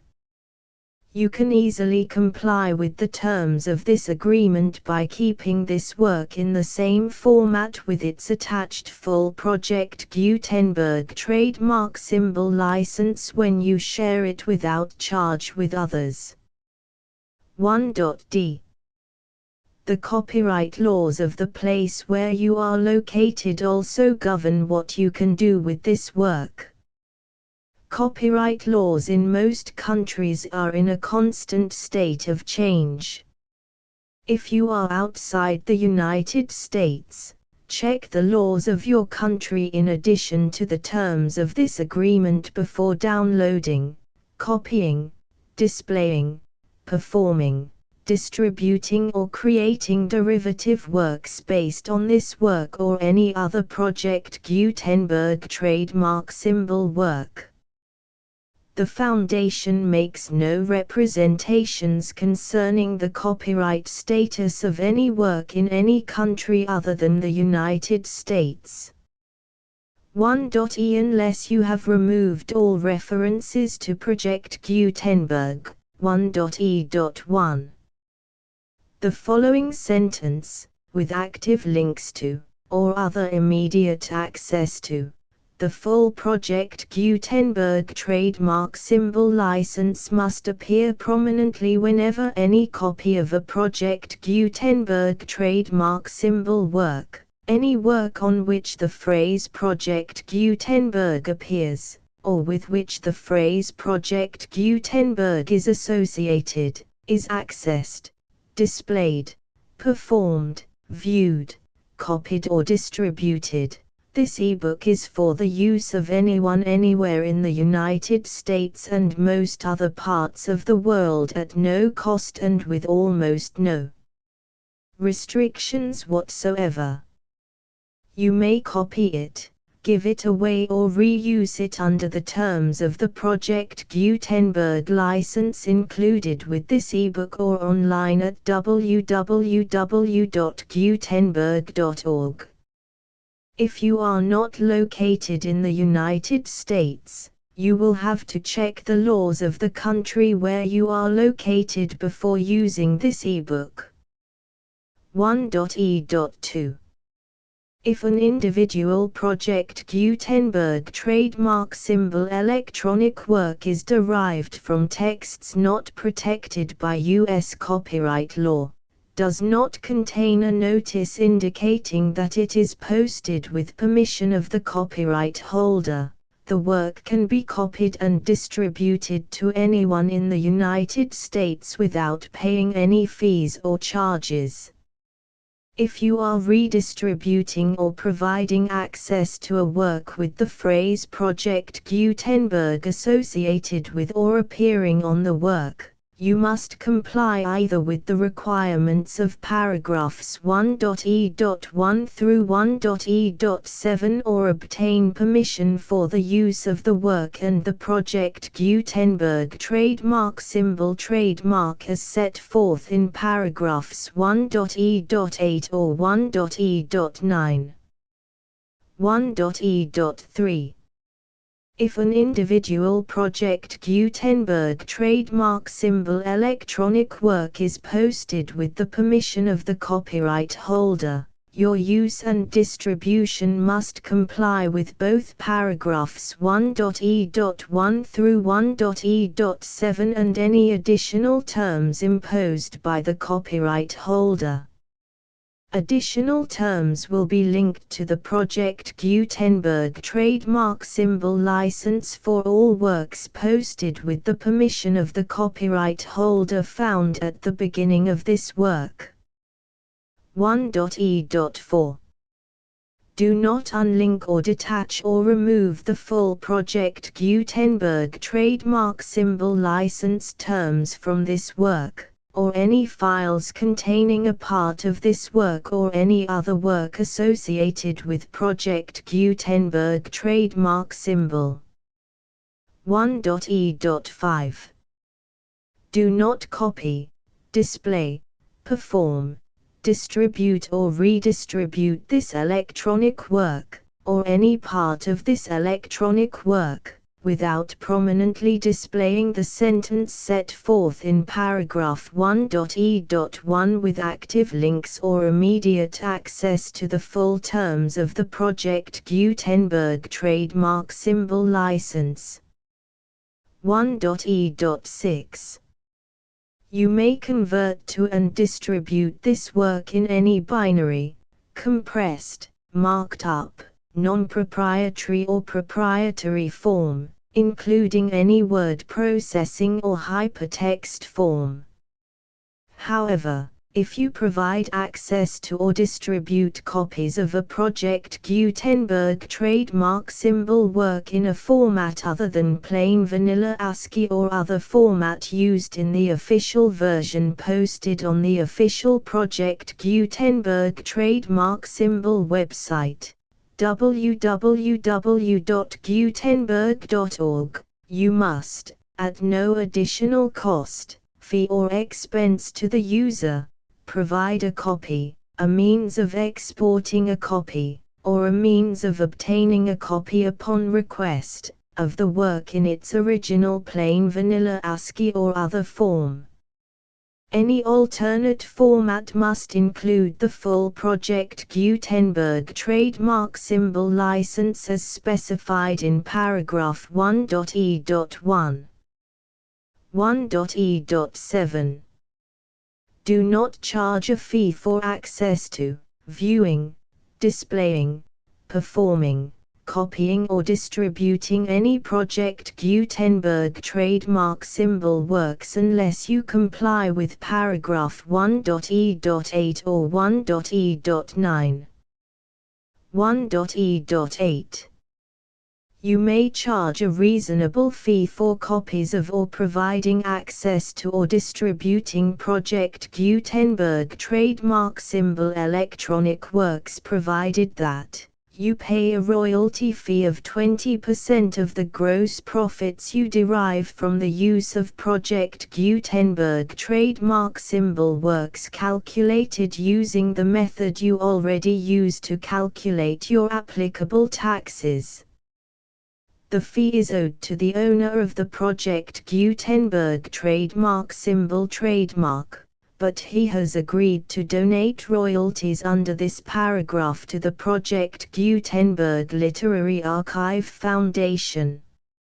Royalty payments must be paid within 60 days following each date on which you prepare, or are legally required to prepare, your periodic tax returns. Royalty payments should be clearly marked as such and sent to the Project Gutenberg Literary Archive Foundation at the address specified in Section 4. Information about donations to the Project Gutenberg Literary Archive Foundation. You provide a full refund of any money paid by a user who notifies you in writing, or by email, within 30 days of receipt that he does not agree to the terms of the full Project Gutenberg trademark symbol license. You must require such a user to return or destroy all copies of the works possessed in a physical medium and discontinue all use of and all access to other copies of Project Gutenberg trademark symbol works. You provide, in accordance with paragraph 1.f.3, a full refund of any money paid for a work or a replacement copy, if a defect in the electronic work is discovered and reported to you within 90 days of receipt of the work. You comply with all other terms of this agreement for free distribution of Project Gutenberg trademark symbol works. 1.e.9. If you wish to charge a fee or distribute a Project Gutenberg trademark symbol electronic work or group of works on different terms than are set forth in this agreement, you must obtain permission in writing from the Project Gutenberg Literary Archive Foundation, the manager of the Project Gutenberg trademark symbol trademark. Contact the Foundation as set forth in Section 3 below. 1.f1.f.1. Project Gutenberg volunteers and employees expend considerable effort to identify, do copyright research on, transcribe and proofread works not protected by U.S. copyright law in creating the Project Gutenberg trademark symbol collection. Despite these efforts, Project Gutenberg trademark symbol electronic works, and the medium on which they may be stored, may contain defects such as, but not limited to, incomplete, inaccurate or corrupt data, transcription errors, a copyright or other intellectual property infringement, a defective or damaged disk or other medium, a computer virus, or computer codes that damage or cannot be read by your equipment. 1.f.2. Limited warranty, disclaimer of damages, except for the right of replacement or refund described in paragraph 1.f.3, the Project Gutenberg Literary Archive Foundation, the owner of the Project Gutenberg trademark symbol trademark, and any other party distributing a Project Gutenberg trademark symbol electronic work under this agreement, disclaim all liability to you for damages, costs and expenses, including legal fees. You agree that you have no remedies for negligence, strict liability, breach of warranty or breach of contract except those provided in paragraph 1.f.3. You agree that the foundation, the trademark owner, and any distributor under this agreement will not be liable to you for actual, direct, indirect, consequential, punitive or incidental damages even if you give notice of the possibility of such damage. 1.f.3.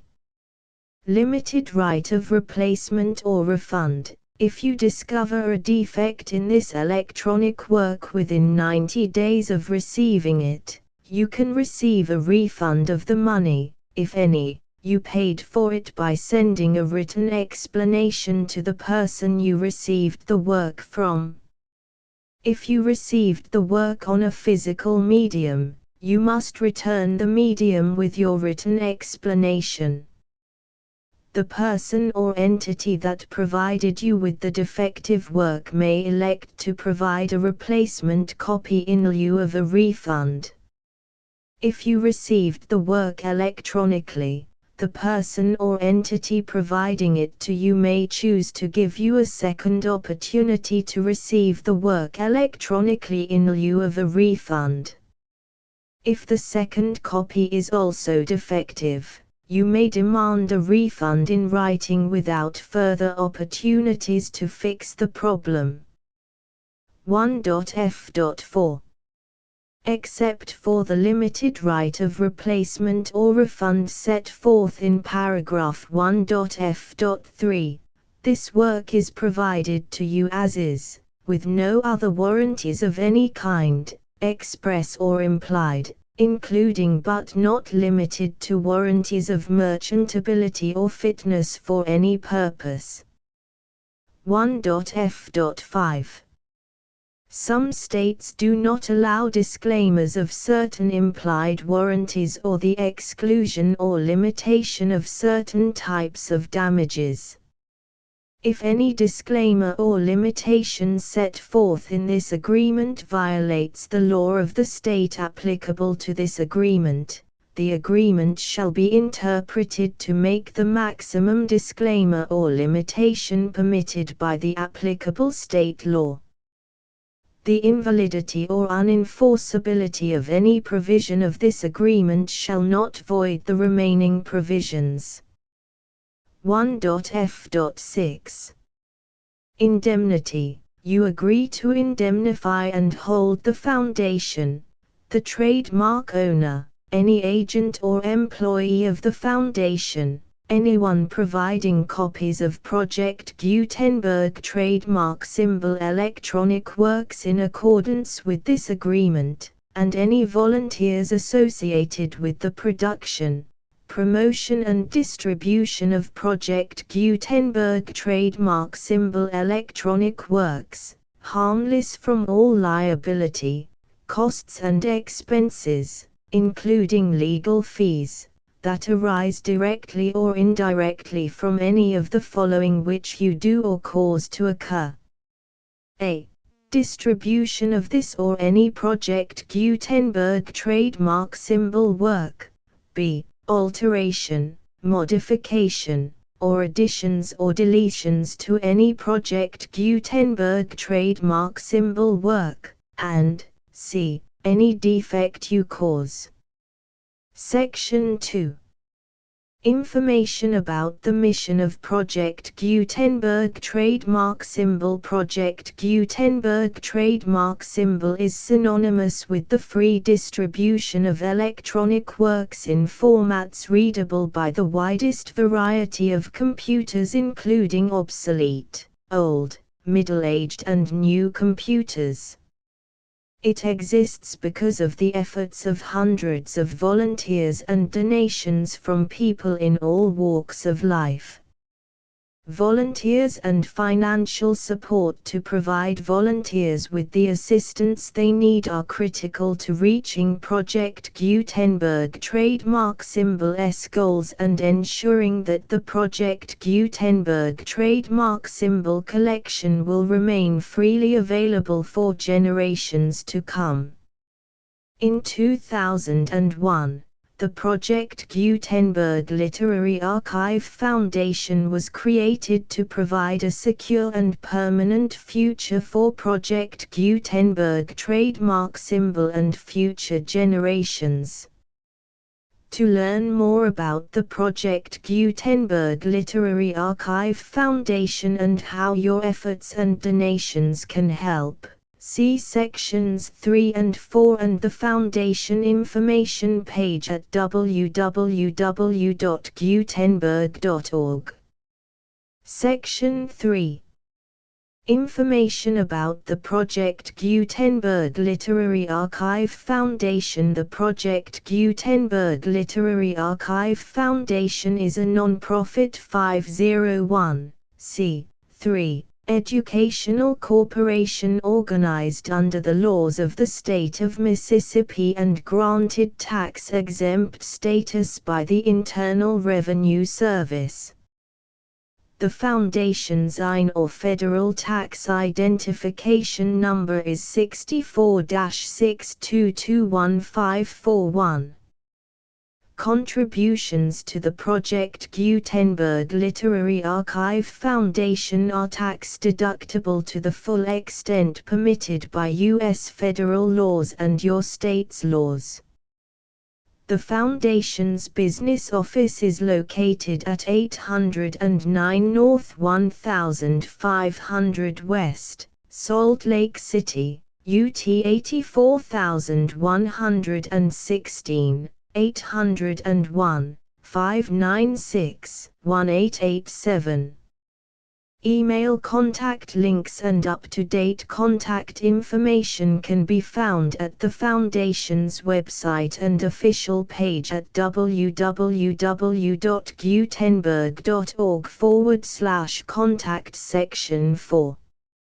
Information about donations to the Project Gutenberg Literary Archive Foundation. Project Gutenberg trademark symbol depends upon and cannot survive without widespread public support and donations to carry out its mission of increasing the number of public domain and licensed works that can be freely distributed in machine-readable form accessible by the widest array of equipment including outdated equipment. Many small donations, $1 to $5,000, are particularly important to maintaining tax-exempt status with the IRS. The Foundation is committed to complying with the laws regulating charities and charitable donations in all 50 states of the United States. Compliance requirements are not uniform and it takes a considerable effort, much paperwork and many fees to meet and keep up with these requirements. We do not solicit donations in locations where we have not received written confirmation of compliance. To send donations or determine the status of compliance for any particular state, visit www.gutenberg.org/donate. While we cannot and do not solicit contributions from states where we have not met the solicitation requirements, we know of no prohibition against accepting unsolicited donations from donors in such states who approach us with offers to donate. International donations are gratefully accepted, but we cannot make any statements concerning tax treatment of donations received from outside the United States. U.S. laws alone swamp our small staff. Please check the Project Gutenberg web pages for current donation methods and addresses. Donations are accepted in a number of other ways, including checks, online payments and credit card donations. To donate, please visit www.gutenberg.org/donate. Section 5. General information about Project Gutenberg Trademark Symbol Electronic Works. Professor Michael S. Hart was the originator of the Project Gutenberg trademark symbol concept of a library of electronic works that could be freely shared with anyone. For 40 years, he produced and distributed Project Gutenberg trademark symbol ebooks with only a loose network of volunteer support. Project Gutenberg trademark symbol ebooks are often created from several printed editions, all of which are confirmed as not protected by copyright in the US unless a copyright notice is included. Thus, we do not necessarily keep ebooks in compliance with any particular paper edition. Most people start at our website, which has the main PG search facility, www.gutenberg.org. This website includes information about Project Gutenberg trademark symbol, including how to make donations to the Project Gutenberg Literary Archive Foundation, how to help produce our new ebooks, and how to subscribe to our email newsletter to hear about new ebooks.